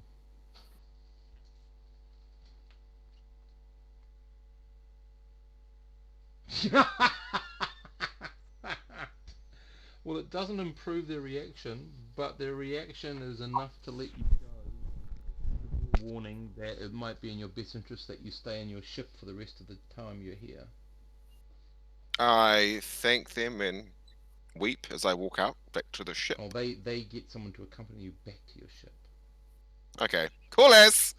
Yeah, and they talk to the captain, saying that it may be in your ship's best interest if, unless you absolutely need to, none of you leave the ship until you leave. Understood. Right. Okay. That was a little bit of unnecessary violence, wasn't Hey, I should have just done with my gut. At least, you know what? I was right. I knew they were bad. it? Yeah. It was the first, actually in all my years of playing Traveller, it was the first time I rolled up fugitives. As an encounter, as a random encounter. I've rolled up so many bloody pirates and navy guys drunk and just having a bad time, but never rolled up fugitives. Cool. Okay, so the rest of the time, unless you need to go off ship. Nope, I'm staying put. Cool. So, everything. Don't forget, your rooms are ready, immaculately ready. So you'll probably be doing some dusting and sleeping up there, just because there's nothing else you can do. Meanwhile, poor old Wolf is working tirelessly to get these engines fixed, and at the end of 10 days, finally he can put down a spanner and wrenches and everything else and say, I think we're ready to go, Captain. That was actually a really fun encounter. Well, random encounters in Traveller can be very dangerous, but I liked how it played out. It was really cool. Okay. So in the news, were they? They were fugitives. They actually were fugitives from Cruel, so they would have been flying back to Cruel, which is interesting. They were wanted in relation to an assassination attempt on the world leader there. Well, they're dead now. Okay. We'll take photos and recording of whatever for posterity's sake. Yep. So that we can play it to potentially the border authorities at Krill, for maybe a bit of a bonus, saying, "Hey, we got rid of some of your fugitives." All right. Cool. Okay. So you guys, sorry. So the rest of what you do. Oh God, I'm in the wrong place again. Here we go. So ship's business, paying birth, blah blah blah blah. Miscellaneous activity, patron encounters, planetary exploration, local areas of interest, hire new crew members, almost have crew members killed. Okay, we've done that bit. Prepare for the load cargo. So you took the 30 and 12, is that correct? We've taken the major cargo of 30, the minor cargo of 12. Yep. The 6-ton lot of mechanical parts. 5 tons. There's only 5 of it. Yep. And we've got 5 tons of tools. Generic tools. Yep. Cool. Sweet. No passengers. Okay. So you apart from you get your pay for the cargo at the other end and whatever speculative stuff you can do. Okay. You follow the departure process. You detach. You don't have to achieve orbit, which would have been a piloting roll, but I'm going to ask you to do a piloting roll anyway to detach and leave, get out to 10. Did the drive get fixed? You're going to find out when you jump. Oh, okay. Yep. One thing I'm going to say, because you've had lots of time, you have verified that Cruel, as soon as I can find it, sorry, has a hydrographics level of 6, and it does have a gas giant present. You managed to find that out from somebody. I'm not sure who. Cruel has what, sorry? A hydrographics 6 and a gas giant present. Hydrographic. Okay, 6. now you took on. So we just need to roll to see if you have an encounter heading out. So it's a D6? No, I've got to roll for it, mate. I've got to find the right bloody encounter table. They're all spread all over the place. There we are.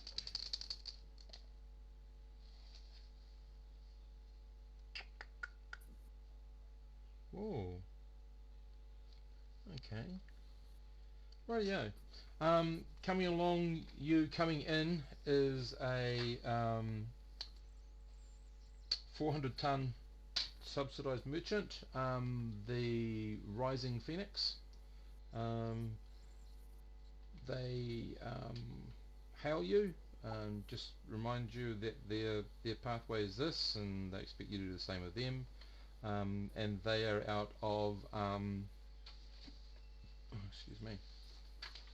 They are out of Rougeavit. Out of where? Rougeavit. Do we know where that is? Yeah. So sorry, Rougeavit has a navy as a part of something called the Commonality. And it's in 0509. Oh, okay. And okay, so Sinceri is 14. Yes. Shuri is 310. Cruella 2 is 309. Shuri is and 310. Circini, where you are, is 410. oh, 14.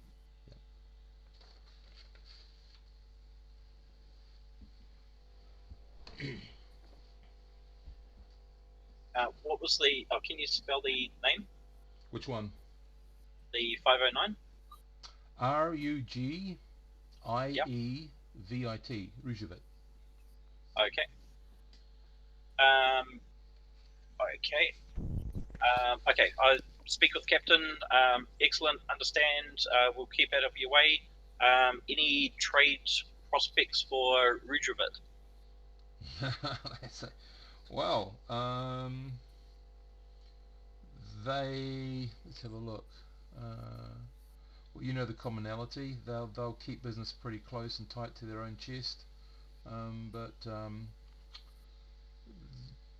if you travel down to Sagittae, you might be lucky. Okay. Do they release what the planetary information is? No, just the name. Nope. Sagittae. I put it in the Okay. chat window. Okay. Yep. I'll just keep out of the ship's way. Yep. Okay, and then as you continue on,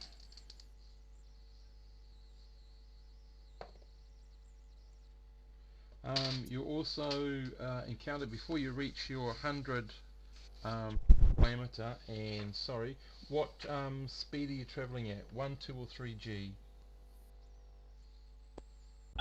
We'll travel at 2 at 2? this stage. Okay, 264 minutes to take you to get to your 100, your safe jump space. So what's that? That's God, I don't know how many minutes are in an hour. Oh, 60 minutes in an hour. 4 hours, something rather. Yep, 4 hours. 4 hours and a bit. Okay, so at around about 3 hours, you encounter a slow pinnace coming in from a outer planet.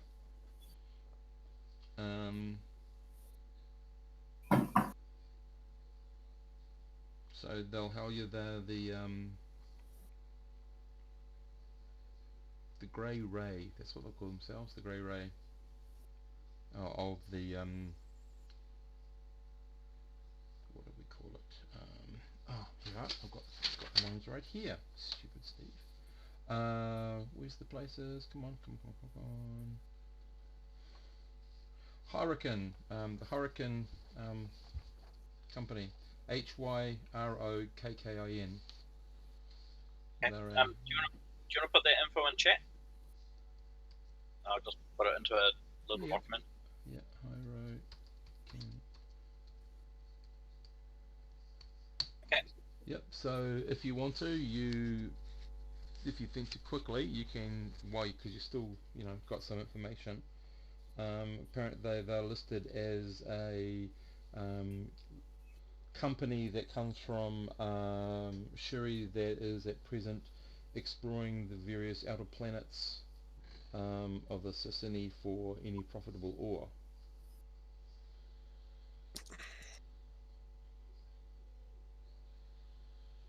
Okay.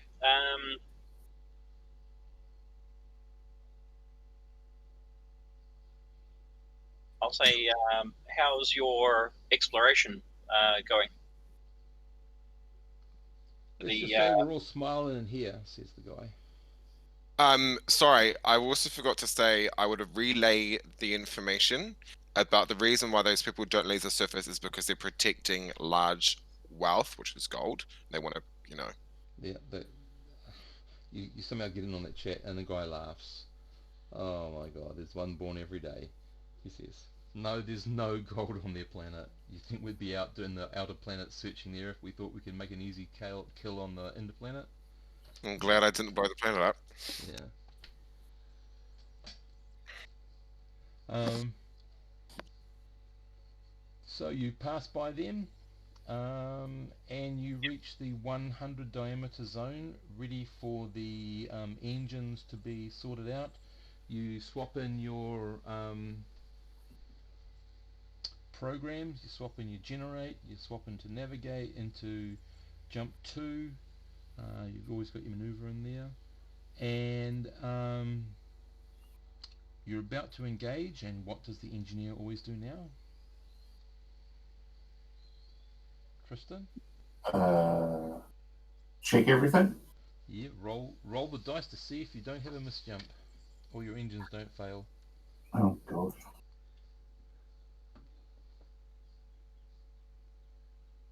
Fingers crossed, guys. Oh, that was great. That would be fantastic. It's actually 2d6. Okay, rightio. The engines engage smoothly. Now it's up to the pilot to roll to see if we don't misjump or the engines, the jump field doesn't work properly. Where you go, Okay. sir? Straight, a flat This is 2d6. 2d6 Yep. plus a piloting roll, or No, nothing. It's just a flat 2d6. The only modifiers you get is if you're too close to a planet or you're using unrefined fuel. Nailed it. Look at that. Boom. And you slip in. Everything's registering across the board in the bridge as there being a 2 jump in the which is the same in the engineering section. Everything's smoothly humming. You walk up and you pat your patchwork. Smile to yourself, Wolf. Go back. I don't know. You might have a havoc there. You might have a coffee maker somewhere perched in the middle of all the machinery, and you pour yourself a good one, and then just lean back in your hammock and just rest. Job well done. Meanwhile, on the in the bridge, you're still flicking switches and doing things, just checking everything's okay. Everything seems to be fine. Afford is found in the common room behind the bridge. What is Captain doing? Dean? Sorry, what? What are you doing? You're in jump space. Making sure my things are all clean. I don't know, hanging out, cleaning, looking after the place. Cleaning up the top, yeah. Then you go down the common room, and Afford is there because he can't get into the turret while you're in jump space unless he closes all the windows off. So one thing, guys, if you ever want to steer into jump space, you will have some weird effect happen to you. Yeah. Just saying, Like, don't do it. Oh, yeah, don't okay. open any ports. Yeah. We had the first group of guys, seasoned players, decided to look into jump space, and it sent them mad for a little bit. They ended up killing 2 of their prisoners when all they needed to do was just interrogate them a bit. But anyway, right, you're in jump space. We'll finish this off very shortly because I know it's getting a bit late, guys. And a week passes. Oh, sorry, Jules. There's one thing I was going to tell you. We're using the experience rules, so if you want to work on your physical, we'll do it afterwards. Okay. You come out. Boom. Okay. Immediately, Afford's there, so he can do the. So Jules, if you can roll for Afford, he's got a +1 on his electronics, so he can use the sensors. So 2d6 plus 1? Yep.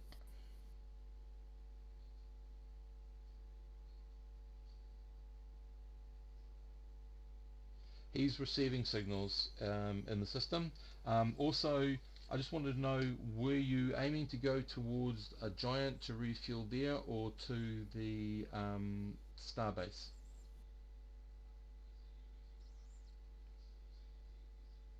Might as well refuel at the giant. Okay. It's cheaper. Yep. Okay, so we're talking. So are you going at 3G or 1 or 2? Might as well make it 2. 2. Okay, 12 hours later, you're at it. I need a piloting roll, please, to scoop. 2d6 plus 4. Yes. And this is where Wolf breathes a sigh of relief. Oh, look at that, 15. How much higher were you wanting? It's okay, guys. This not only does this guy do it with style, he does it with speed. He takes half the normal time. He takes only 4 hours. It's all done, and you now have full tanks of unrefined fuel. That's it. Okay, you're flying in. It's going to take a wee while, unfortunately, but that's just how it is. Flying in on 2G, is that correct? Yep, at the stage 2G. Yep. Okay, so just a little over 96 hours. So that's a little over 3. That's close to 4 days. So again, let's see if you have any encounters on the way. Let's go. I'll try and pick up as much information on the planet as we come in. Yep. Okay, so you can definitely verify that this planet has an A starport as well. Woohoo. And it's definitely, you're not sure yet, but it's definitely an A plus tech level. You're not sure what. Most of the advertisement messages always carry something about the benevolent leader, and you get a picture of the same guy. So you're getting the impression that this is probably an A government level, a charismatic dictatorship.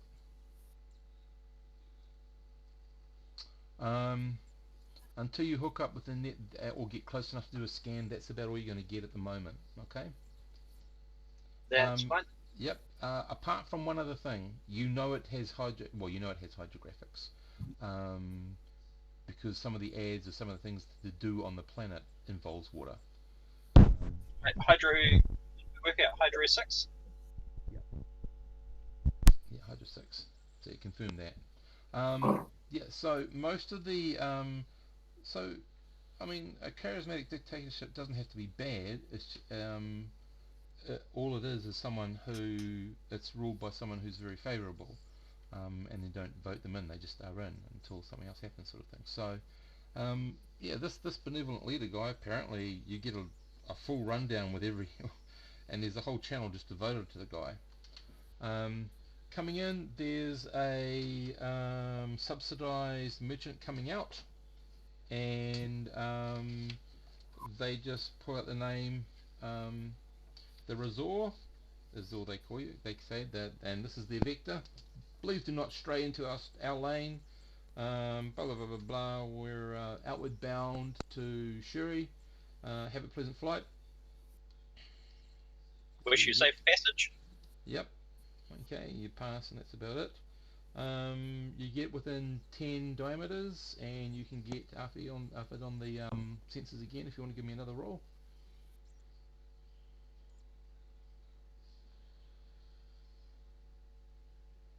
+1. Yes. Can't give it to you at the moment. Not quite sure what's going on. He's going to have to recalibrate the electronics or something. Perhaps it was something that happened when the jump drive was hit and it sent a surge through stuff. He's not quite sure. But anyway, he can have another go later on when you're a lot closer. So you're coming in, you get a message to follow this particular flight path and hold. You're holding around about 400,000 kilometers. Roughly, it's roughly where the moon would be before and you're holding there for about half an hour. Can you give me another 2d6 plus 1 roll for Afid?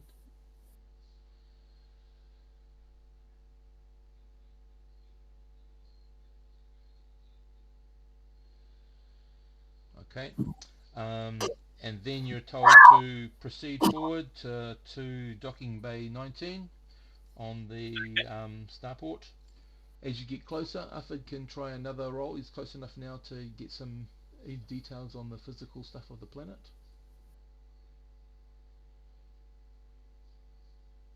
Yep. Okay.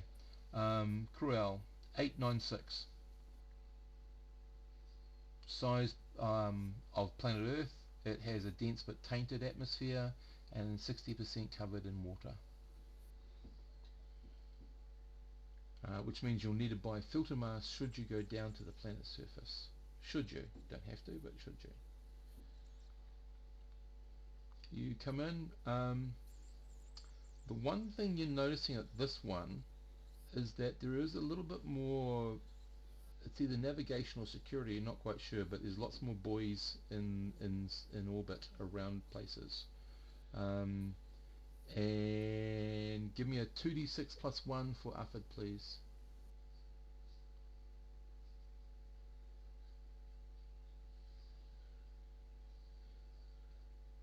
Okay, he can verify that the buoys are, he's seen models similar to this, of course not of this make, but although they are like navigational beacons and stuff, they are probably also double as defensive points.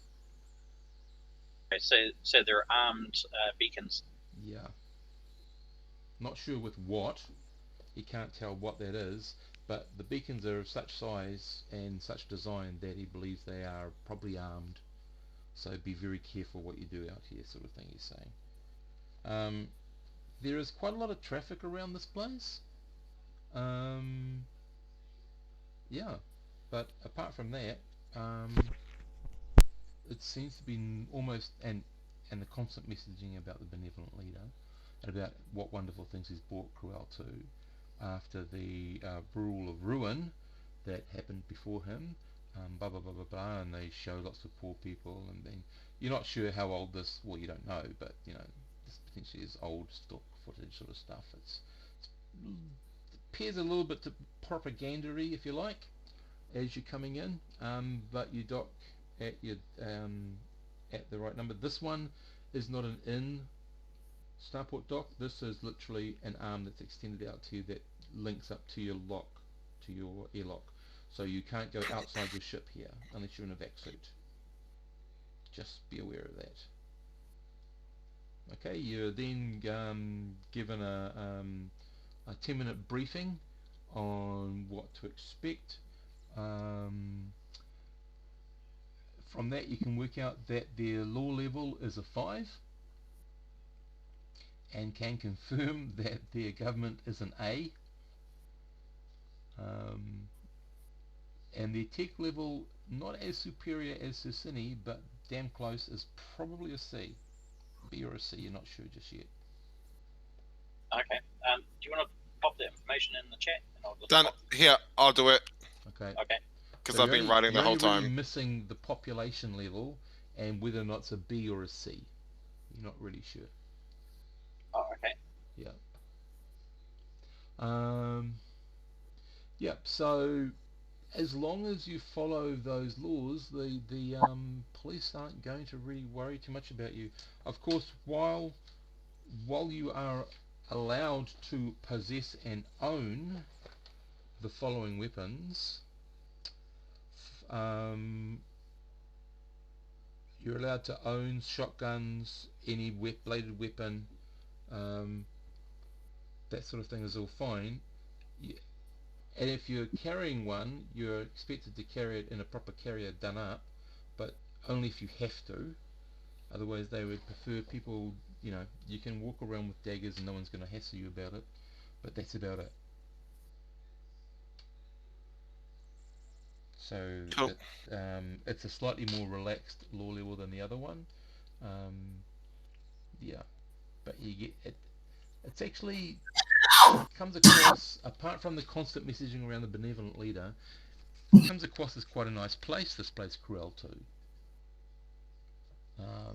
Everyone seems to be quite relatively happy and you know, enjoying themselves. It doesn't look like, you know, false smiles or anything. As you go through customs, they check you. So 100 credits, Captain, for the docking. Yep. Do you wish to, because you didn't buy any air supply, you've used up two, yeah, you'll be by now almost 2 weeks of air supply, life support has been used up out of your 10 months for each of you. So whether you want to buy that this time or not, I don't know, or even if you have the money to buy it or not. Okay. Should we see how trading and things goes first? Yeah. Okay. So what you're supposed to do now is unload your high passengers, unload mail, unload middle passengers, unload cargo.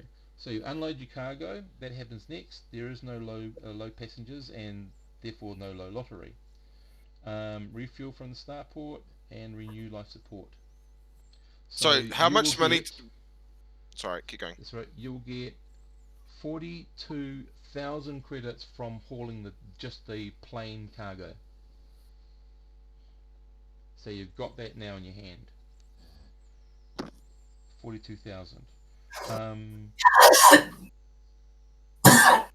Now you'd expect to refuel from starport or renew life support. But you want to hold off on the life support, that's okay. Then you would probably make your way through customs.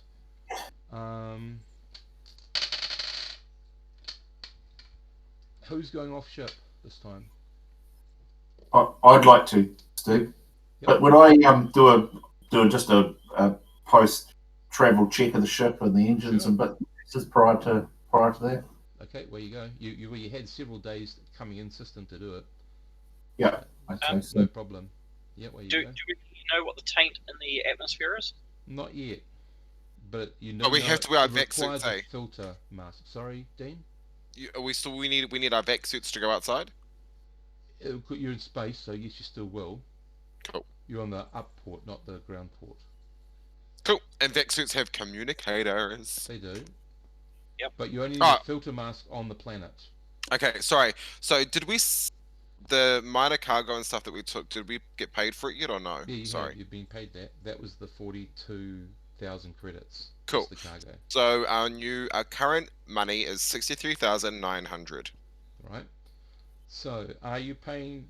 So you're going to pay for fuel and life support later, hopefully. Fuel we've already got. We skimmed at the gas skimmed. strip. Right, skimmed. Okay. So what next would be? You've gone through. Who's going into customs? Through customs. Oh, probably not me. I had a really bad experience last time. Okay, so you and Effort are on board ship. Jules, I take it your character has to go because you've got the brokerage. I'll go too. Yep. Okay. In terms of the law level, can you carry a concealed pistol or not? No. No. Okay. You'll be able to carry a shotgun if it's properly packaged, and they probably wouldn't annoy you. But yeah, that's about it. I'll have my cloth armor on though. Yep. Squin, you want to go and sell you? Well, now would be time to sell your whatever you want to do for your speculative cargo. Yep. Okay, so you walk in. This place seems to be a bit more active. I mean, the other one was active-ish, but it was quite. Compared to it. This is active. That one was more quiet. That's just the feeling you get out of it. Do you think we'll get a better price up on the high port or versus being on the planet? It won't matter. Well, if you buy from the high port, you deliver to the high port. Okay. Yeah. The other thing, even as you walk in, you can see there are other things here that you didn't see at the last one, indicating that this place either has some really interesting culture that you haven't found out of it yet, or it has possible connections to other cultural bases. Just saying, that's what you find. Okay, radio. which one are you going to go for first? The tools or the mechanical parts? Wait, pharmaceutical or mechanical parts, eh? You didn't buy any pharmaceutical. We didn't do pharmaceutical. We did just the mechanical and Your the tools. tools from previously. Yeah. Okay, so whoever bought the tools previously, are you okay if we try and sell them here?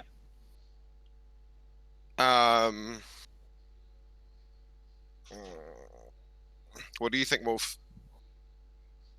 I think we get a bonus to try and sell them here. No. Oh, we don't? No, not here. Okay. The only bonus only they'd get parts. is you with your commission of getting 5% more, 5% off them before they get their final profits.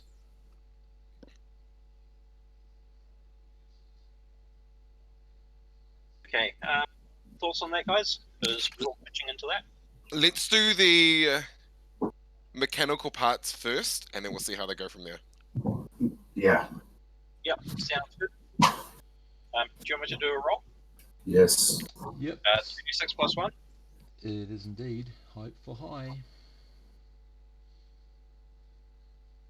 Fingers crossed. 7. It's a you've got a 10% increase. You sell them for 70,000. Oh no. Yeah, 7. You sell them for 70. Hang on. No, it's an 8 because the ones you're. Oh, we haven't added on the 2 for the planet. That's what's wrong. So that's a 9. So you sell them for 120%. 120% of the purchase value or 120% of the base value? Of the base. It's always the base value. So it's even better. So base value was 70,000 and 1.2. So you get 84,000 for each one, and you got 5 ton, which means you sell them for 420,000. So you've Thought made we got about 6 tons. 100,000 there, I think. No, 420,000. Yeah. Cool. You've made almost 100. It was a 6-ton lot, I think, of mechanical parts. Only 5. I only rolled 5. 5? Yeah. Oh, okay. I had it listed as 6. Okay, that's cool.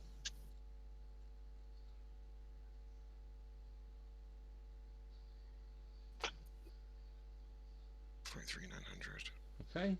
And what do you want to do about the tools, guys? Just sell those, eh? What do you think, Cap? Well, it does mean you get your money back, and you might find something else here that you can trade it elsewhere. Is it not? Yeah. Is it not a good market for them here? Because it's a high tech. But look what he got with an average roll. He would have got 110%. No, he would have got 100% with an average roll. Actually, he got under. He would have got We bought it above base, so remember, Cap. Cap. I know. Oh, maybe we hold on to them till we get to low. Because it's only personal income as opposed to the mission. Yeah. Okay, well, you still have and if you find something that's really cheap, you've got 2 ton to use more. We must be due for our salaries too. Hang on, so you jumped in. That's 1 week. There for 2 weeks. Jumped again. That's a month. Okay, so salary wise, folks, you're going to take it out of profits. So you are due your first round of salary. Yay! So okay, Jules, you're going to have to record this. You get 4,000. Okay. I get 3,300. You get hang on.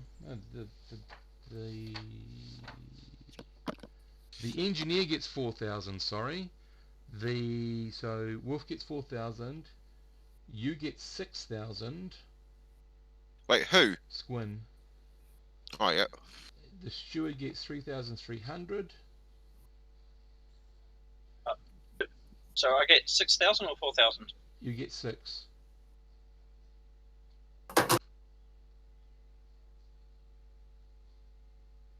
And hang on a second. That would be 4, half that 2. And Ufford because I haven't got the other gunner yet, so I don't know what they're going to be. Alpha gets 4,000. He gets 1,000 for his gunner and 3,000 for his role as stand-in pilot. He heard that. Well, I think he's more successful in the sensors anyway, so he has been helpful in that. Yeah, and he can do less damage that way. Yeah. So that's got to be taken out of any profit at the moment. So I'm not sure what that leaves the fund with, but Yeah, I'm about to do it now. So 4,000, 4,000, 8, 19, 11, and sorry, how much did you get, Squin? 6,000. 17. Okay, that brings us to a total of. Give me a second. and you've got a little bit of money now to speculate with if you want to. So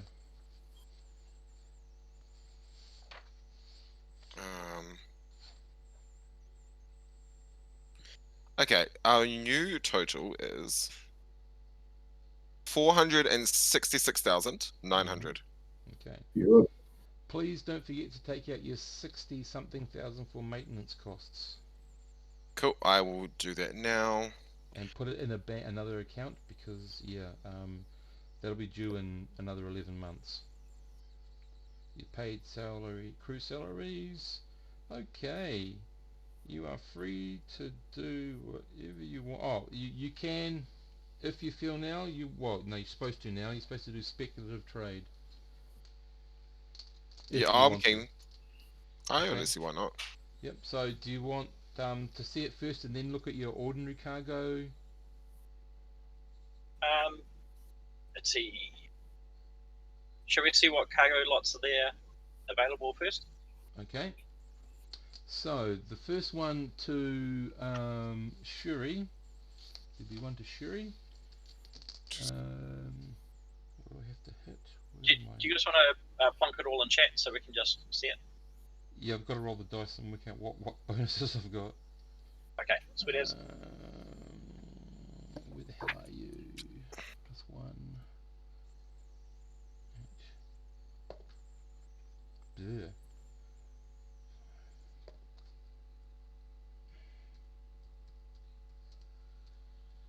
Cool.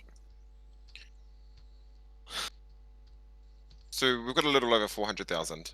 Yep, that's cool. And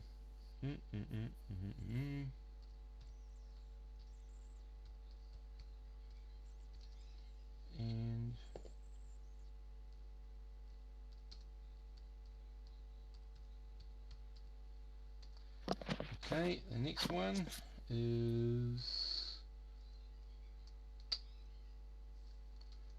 bloody keyboard. Rujivit.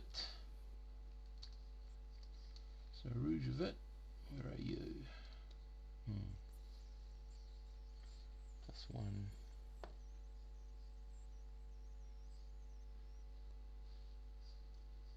So there'll always be major first, just to make it easier. I don't have to type everything up all the time. Then minor, and then incidental if any. No, okay. Sorry, is it 43? And cool. So, and then this will be interesting.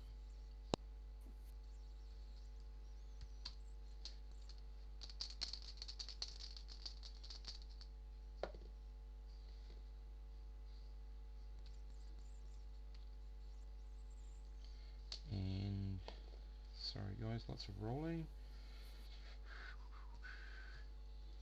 And some place called Sukran.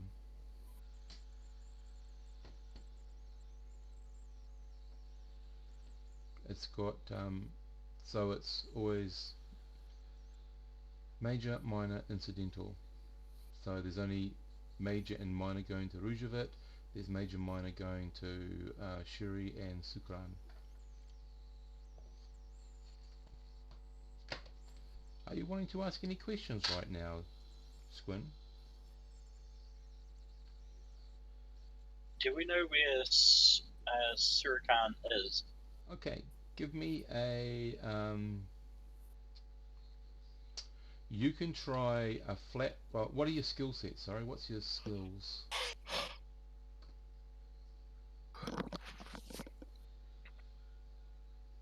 Let's have a look. Because you'd need.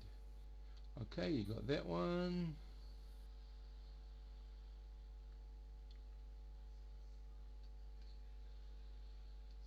Okay.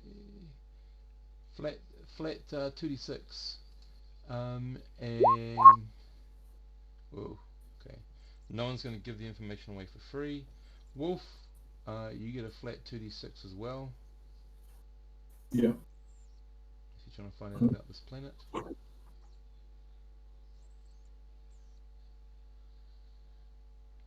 Okay, well, someone's a bit more happier to talk to Wolf. Apparently, the Sukran is this planet here, 307.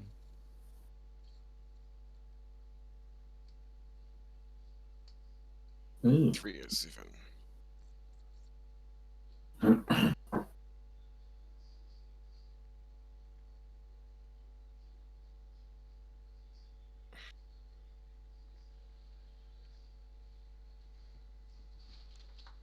Where's 307? Let's go in. Oh, not that far in. Do we have any other information about it? No, not really.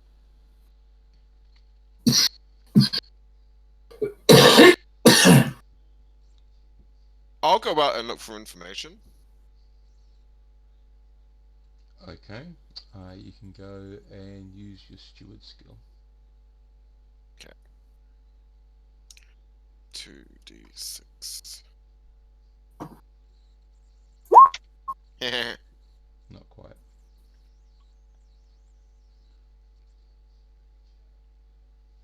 Okay. Guys, remember all the different ways you can find information. You're going around. Oh, actually, can I jump online? Yes, you can. 10 credits. Cool. Let me just take that off. Cool. So I'm gonna jump online. Okay. And is there a Wikipedia? Kind of. It doesn't give you too much, but it gives you a little bit of information. Okay, first of all, it belongs to something called the. Why didn't you type in the Coordinate Coalition? Spelt as I was spelling it, as I was bloody talking to you about it. Coordinate Coalition, because obviously the typewriter doesn't really be used today. So it's an organization of 4 stars, so you can pretty much guesstimate which 4 stars that might be. Cool. What else can I tell you about Sukran? It's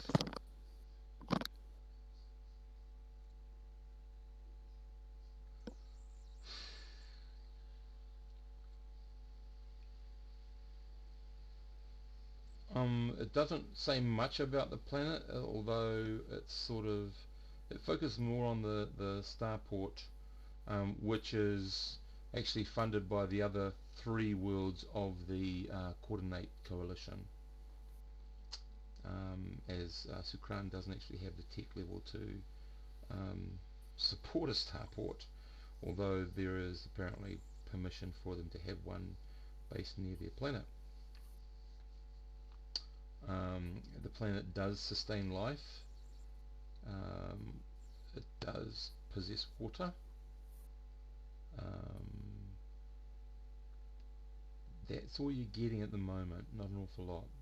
They tend to it's like play down the planet and play up the starport sort of information you're getting.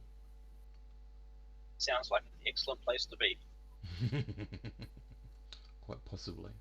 I can't believe I have 2 pages of notes. What is this? This is Traveller. The information in this game is hugely important. Good note taking. Yeah, I'm like, is anyone else taking notes? Well, yeah, I'm taking notes like crazy. Cool. Tristan's going, notes? I just make enrolled in the engineering section and go back to my camp.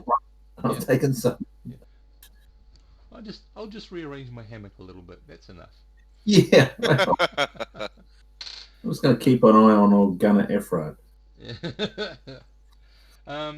That's about all you can pick up, unless you want to start paying some serious money in the speculative trade area, Squin. Yeah. What speculative trades do we have available? Okay. Let me have a look.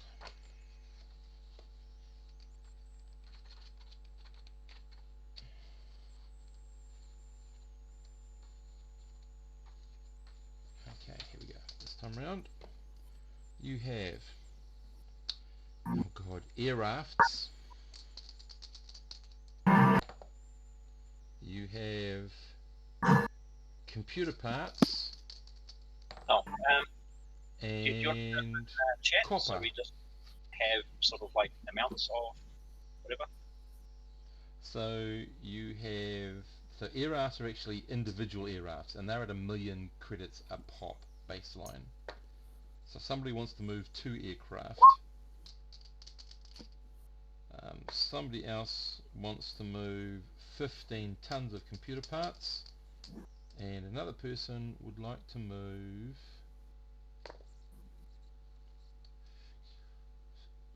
well, I missed it, 60 tons of copper. 16 or 60. 60. Oh, how much? 60. Easy. 2 aircraft, not air rafts, aircraft. Oh. Yeah. 2. So 2 aircraft, as in military aircraft. I've forgotten what I said about the computers. And a mil each. Yeah, they're a mil each. The oh, I'm looking at 2 different places. That's why. 15 tons of computer parts, which are 150,000 credits apiece, or 60 ton of copper, which starts at 2,000 apiece.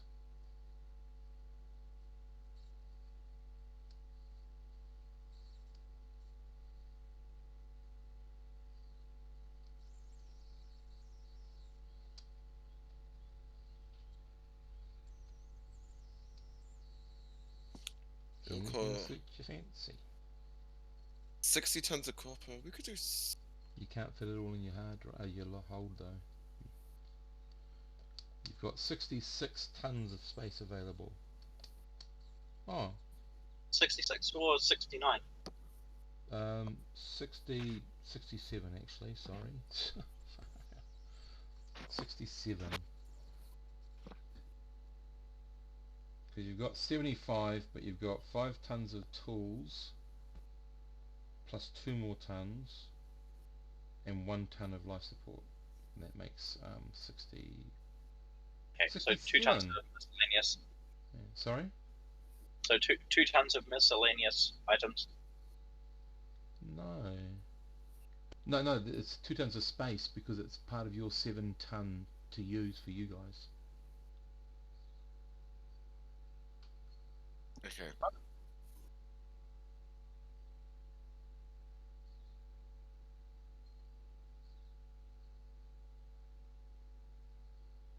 So, what are you thinking?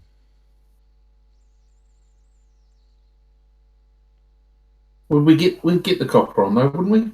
Did you say we've got 60 tons? Yeah, you've got the space to get the copper, and perhaps some computer parts, if you're happy to break it up. Okay, so computer parts are worth 10k each? Computer parts are worth 150,000 per ton. Oh, okay. Yeah. Oh, yeah. Yeah, 150,000. Yep, so you'd have to get a really nice low roll to get enough of them.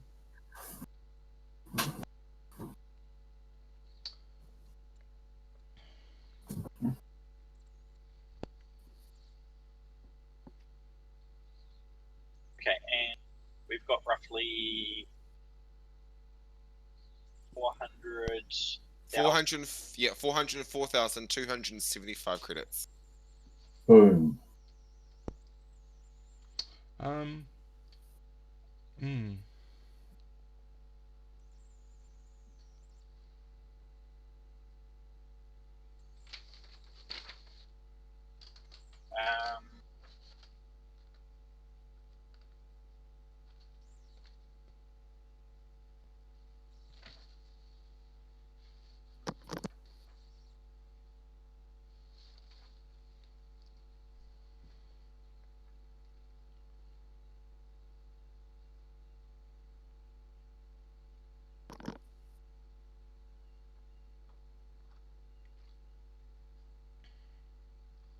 So what are you hoping to do, guys?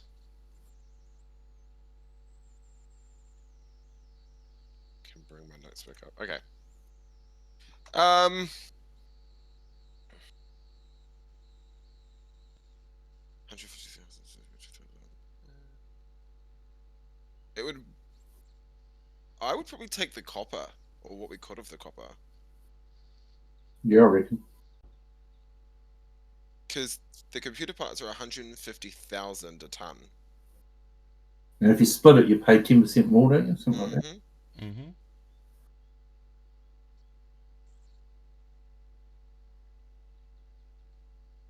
But these, so it's only 10% greater in speculative value. So say you buy 10 tons of 20 and they're worth 500 each. You buy 5,000 and you add another 500 on top of that. That's your 10%. It's just on your buying, how much you're buying. Okay, so that would mean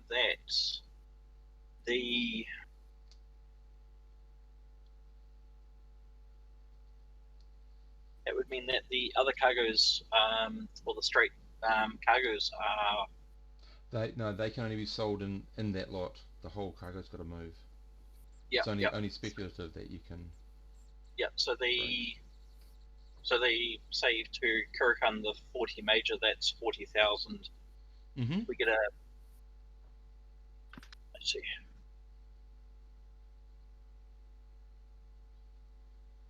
So it's 51, sorry. So you're left with 17 tons of space.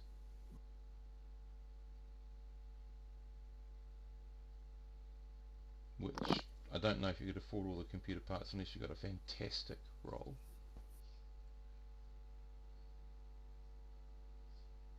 But you may want that.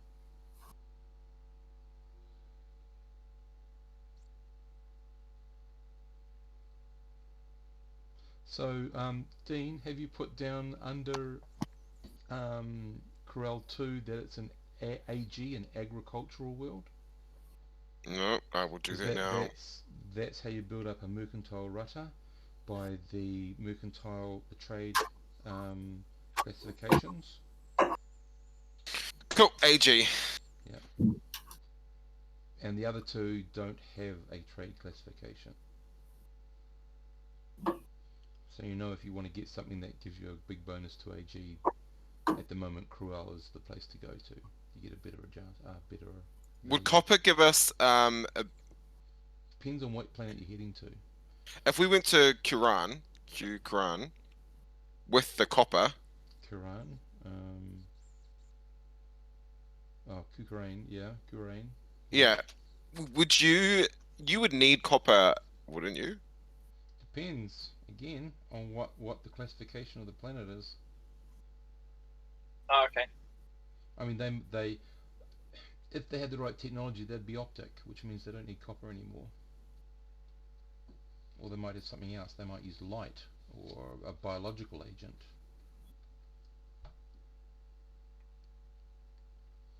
The secret is in finding out what its mercantile code is, and then evaluating on what you've got available, what's going to be your best return.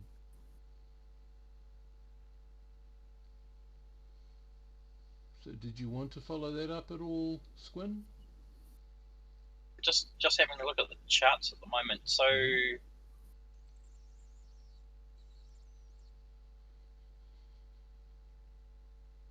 trying to get something figured out. Okay, so for mechanical parts, if it's at an industrial, it's -5, as in the purchase Buying price. power, yep. But selling is +2. Okay, so we're not at an industrial. Okay, so we're just going to add an agricultural. Yep. And you've got copper, which has no adjustment under agricultural, under adjustment, sorry. You've got aircraft, which again has no adjustment, and you've got computer parts, which has no adjustment to buying, apart from whatever you roll on the dice.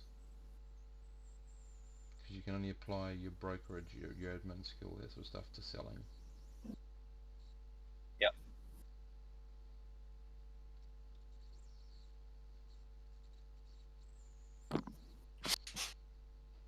Okay, and we've got to pay for information on the surrounding planets. That would be very expensive. Yeah. Okay. But you can pay for some information on the ones that sort of are connected to this planet. You might want to be a bit more selective though as to which ones you investigate.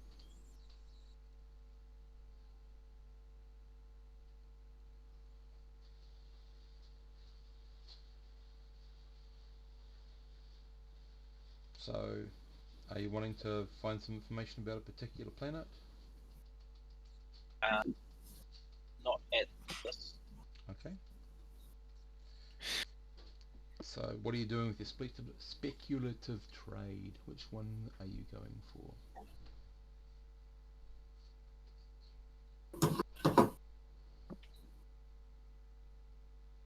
Copper doesn't look that great for trade, especially resale. No, considering it doesn't give you a bonus. Oh, sorry. Copper gives you a bonus if you go... No, it doesn't give you a bonus at all on anything.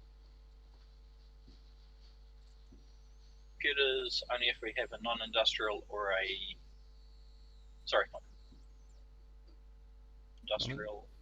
Yep, non-industrial, agricultural, or non-agricultural.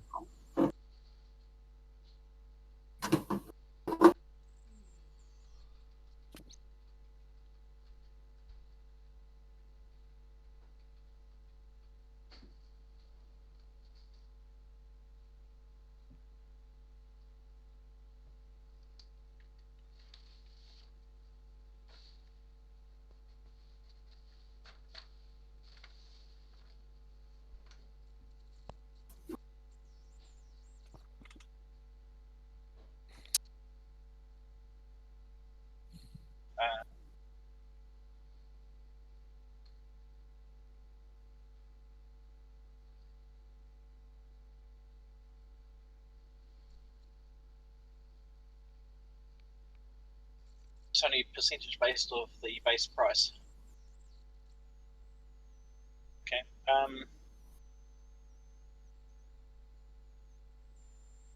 Yeah, I'd say copper at this stage for speculation, but chances are we're going to get a better price with just the straight carrying somebody else's cargo. Mm-hmm. Unless I get spectacular rolls. So better just to be the cartage, just to haul, basically haul freight. Yeah, I mean it's 2,000. If we get say a 10% bonus on it, it's only 200 credits either way. So yeah, okay. So haul freight and go to a different planet and see if we can get better cargo. Yep. Okay. Cause a bit of mayhem on this planet before we leave. Okay, so you're just going to... Which of the cargo offers do you want to take? Because I think you can fit both. Either Reykjavik or Kukrain. Okay, do we want to go Reykjavik or Kurikan? Okay, so Reykjavik is also okay. Singapore is an agricultural world. Has a navy. Agricultural. That'll be Yeah. good for tools, mate. Reykjavik is an agricultural world. Hang on a second, guys. Sorry, these are just from notes I took prior. Yeah, no. That's if I've given you that impression, then I've told you. Oh no, I lie. Sorry, wait. 309 is an agricultural world. My apologies. Where you are now, yeah. Yeah, as agricultural. Yeah. Reykjavik, from what we know, only has a navy. We don't know what the hell the commonality is. We know more about Quran, with how that's called, than we do the rest. It also has however, Quran does have a low tech level to support the port. I would suggest that we has do. a low tech level. Sorry. The planet has a low tech level. Yeah. Like you're finding out, the starport in a planet is not necessarily owned by the planet. Karul actually owns the starport that you're on, but the one at Sicily is owned by the Sicily, but fueled by the other two worlds. Whereas Karul is all owned and operated by the people from the planet.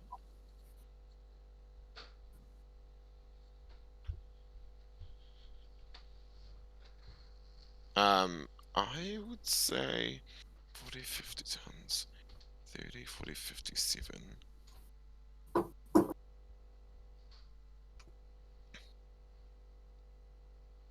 I would say 307. Maybe it's just. Yeah. Yeah. Do it.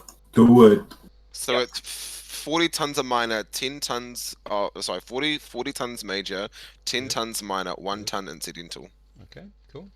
And did you guys want to do anything on the copper for your own benefit? The 2 tons? Or do you want to I would take 2 tons of copper, because you never know. No, I don't want any, but you take it, Kat. I'll take it.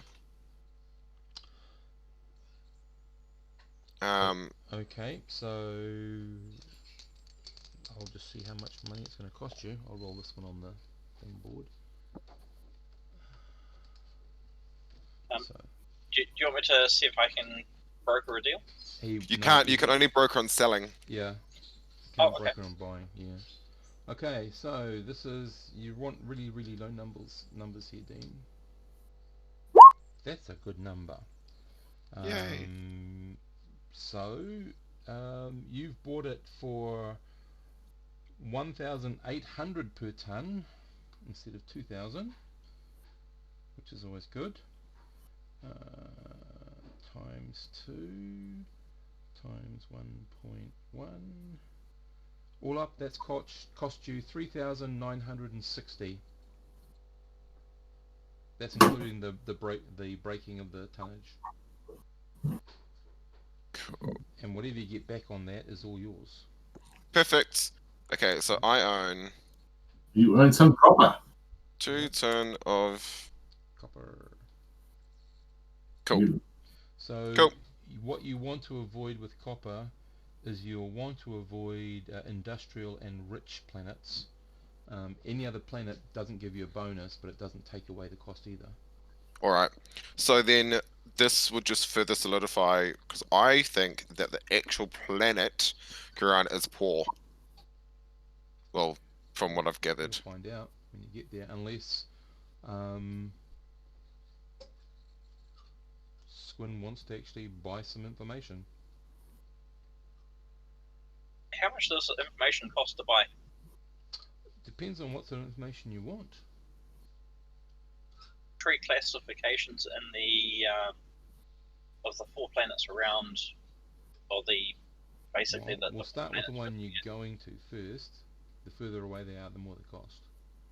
Okay. Yep. Okay, so how roughly what's the ballpark figure? 2,000 if you want to know a bit more detailed information about Sopran.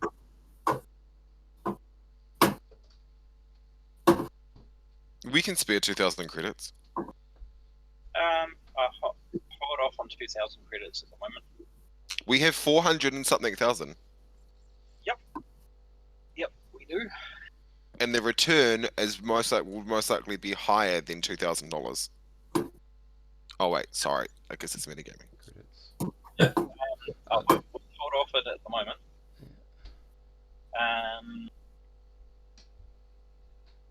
Or would you like to find out some information about Reykjavik?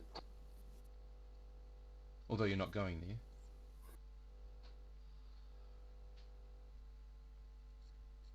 Just thinking at the moment. Yeah. Wolf, you've been very quiet. What are you doing? Well, I'm waiting for the trade. I thought we were going to go into the starport and have a bit of look around and Yep. Okay, so just getting through the going down to the planet's surface, perhaps. Ooh. Very adventurous. Cool. Yeah. I want to have some fun. Didn't get to shoot your bang bang, did you?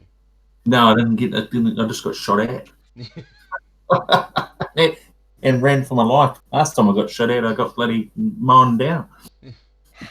What was the tech level here? It's reasonably high, wasn't it? The tech level here was a C.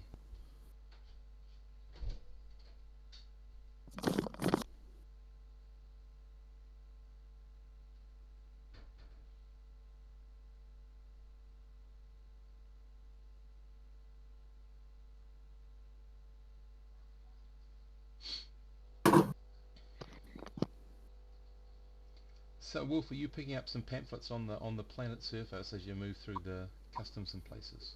Yeah, I guess I'm just trying to find out as much as I can about what it's like down there, what there is to do down there, what sort of adventure tourism down there.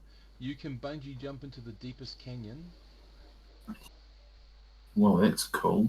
I also want to find out sort of what I don't know whether I'm going to go and talk to locals or go to a bar and just find out what opportunities are down there. You know. Remember, if you go down there, you need to wear a filter. Yeah, I know that. Yeah. Well, the race is human, so there's no issues there. As I said, there's lots of. I mean, apart from that, there's also, which looks really funny with filter masks. There's sunning yourself on the beaches, white sands, but they do provide artificial gills for you to swim in the ocean.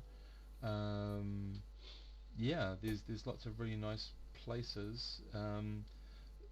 They do say you do need a filter mask, and the reason you need a filter mask is to remove the, which one's going to be the krypton gas. There's a large concentration of krypton gas on the planet to be filtered out. And the law level's 5 on this planet, is that correct? Yeah.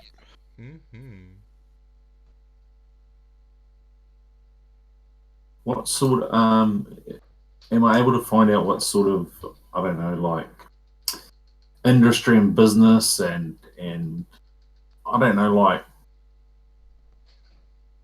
underworld type activities are on the surface? If there's anything I can glean out of general chat or whatever. They don't usually advertise underworld stuff. Businesses, yeah. There's no pamphlets on it, is there? No, unfortunately not. Welcome to our underworld. Damn. That's where, there you go, there's your $1 million idea. Providing pamphlets for the underworld. Businesses, there's some pretty standard businesses there. Car or aircraft rentals or various G car, G sports car, G motor bike rentals, all that sort of stuff to get around, bus, the various monorails and stuff,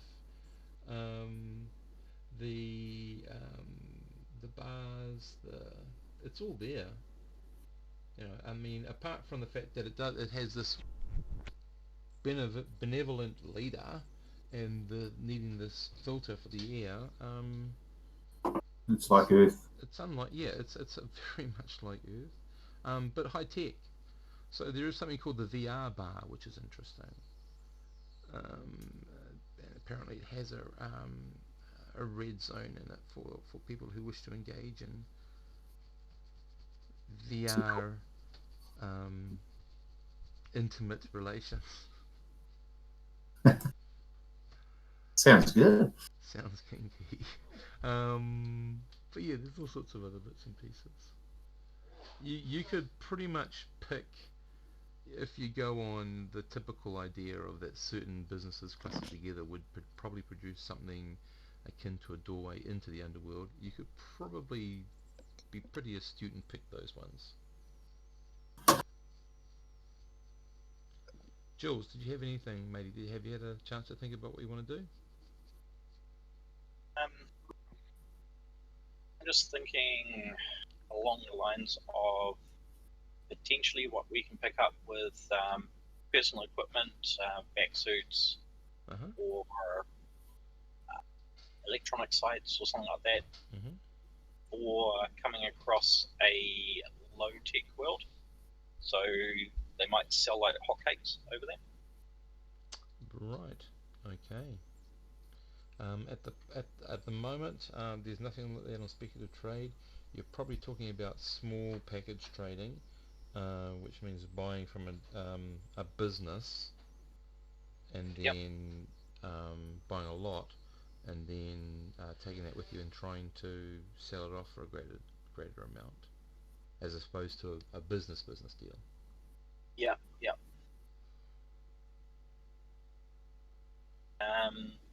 See, so we think we're going to a wet world. It's at least got water on it, you believe?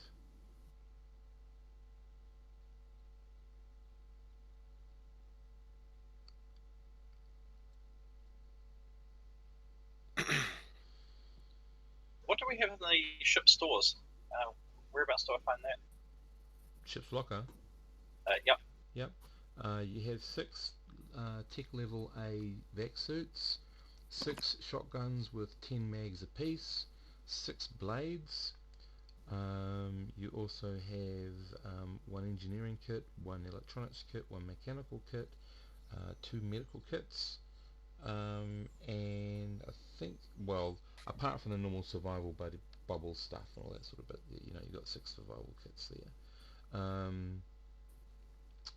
Anybody else's personal weapons that aren't daggers have to be stored in there, and of course any passengers, if you do take them on, that's something that you... did you want to see if there were any passages? Yes, that sounds like a good idea. I like that idea. Passengers always add... I do need to go shortly. Yep. Okay, world you're going to is population that. Okay, here we go.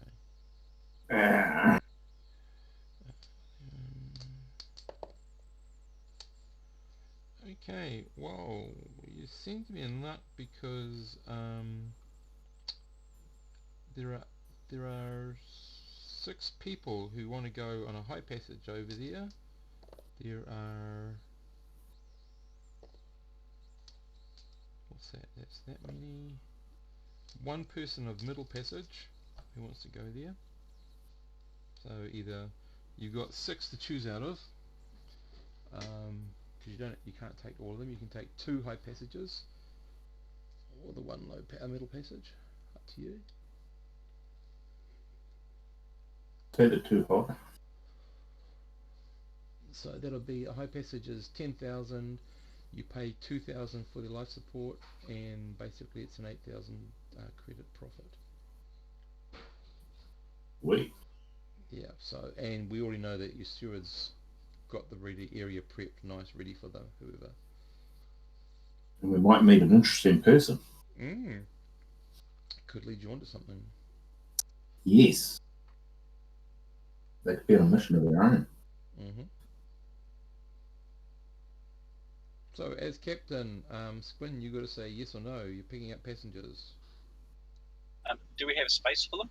You've got Yeah, 2 we got. staterooms and a steward to take care of them. Okay. Everybody thinks that's okay? Yeah, I want something to do. Well, you know. Okay, so just let me see if there's any familials. Okay, there is a family of 5, which is out. Okay, and okay, the others, yeah, and there's 2 singles, 2 single people. One is a caution on the next page. I've got to go hunt for it. One is a young man, and the other one is a young woman. They are not tied together or anything. They are just, you know, let me see, traveling because, yeah. So the young man is traveling for business, and the young woman it's her her big overseas travel, or in this case, over planet travel. Right. And they're taking high passage, so it means they're reasonably rich or well off. Does that generally mean that? Yep. Well, potentially, or their business, whoever they work for, is paying for it. Cool. Normally, they'd pay for a medium passage. So this Yep. guy is important to some business to pay him a high passage. Sorry, Right. Jules, I missed what you said. Oh, I'm going to have to go shortly. Yep, well, we are. Yeah, okay, so you're going to take those 2 on. Okay, radio, and, well, we can call it there if you want to. We can carry on whenever we get back to this in about a month's time. Yes, please. Okay. Is that okay for you guys? I'll connect with you if it can happen sooner, but I'd say a month's time. All right. Now, I'll leave it as a month's time. Thanks, Steve. Thank you, mate. Okay. Take care. Steve, also, this is my week that I'm away. Yep, that's okay. All right. Thank you. Okay, bye for now, Dean. Bye, guys. See you guys. Cool. Okay, well, thanks, Jules. I hope it kind of made sense to you. Oh, we've got to do your experience. I'll do your experience rules sometime in between or at the start of the next one. Just remind me. Yep. We can even, if you're okay with it, do it over the next, I don't know, several days. Yeah, that's all cool with me. Yeah, I'll do nothing tomorrow. Okay, excellent. Sweet. Okay, well, I hope it wasn't too boring, or, I mean, it's just starting off. It's kicking off. You're just sort of beginning. It's good. It's just trying to get into the swing of things and see what the rest of the people are doing. Yeah, exactly. Well, you've already had 2 wonderful little adventures. Yep. Jump drives have been screwed over, and your steward was almost kidnapped. Yep. Excellent start. And minimal bloodshed. Yeah. Well, yeah, for the team anyway. Yep. Cool.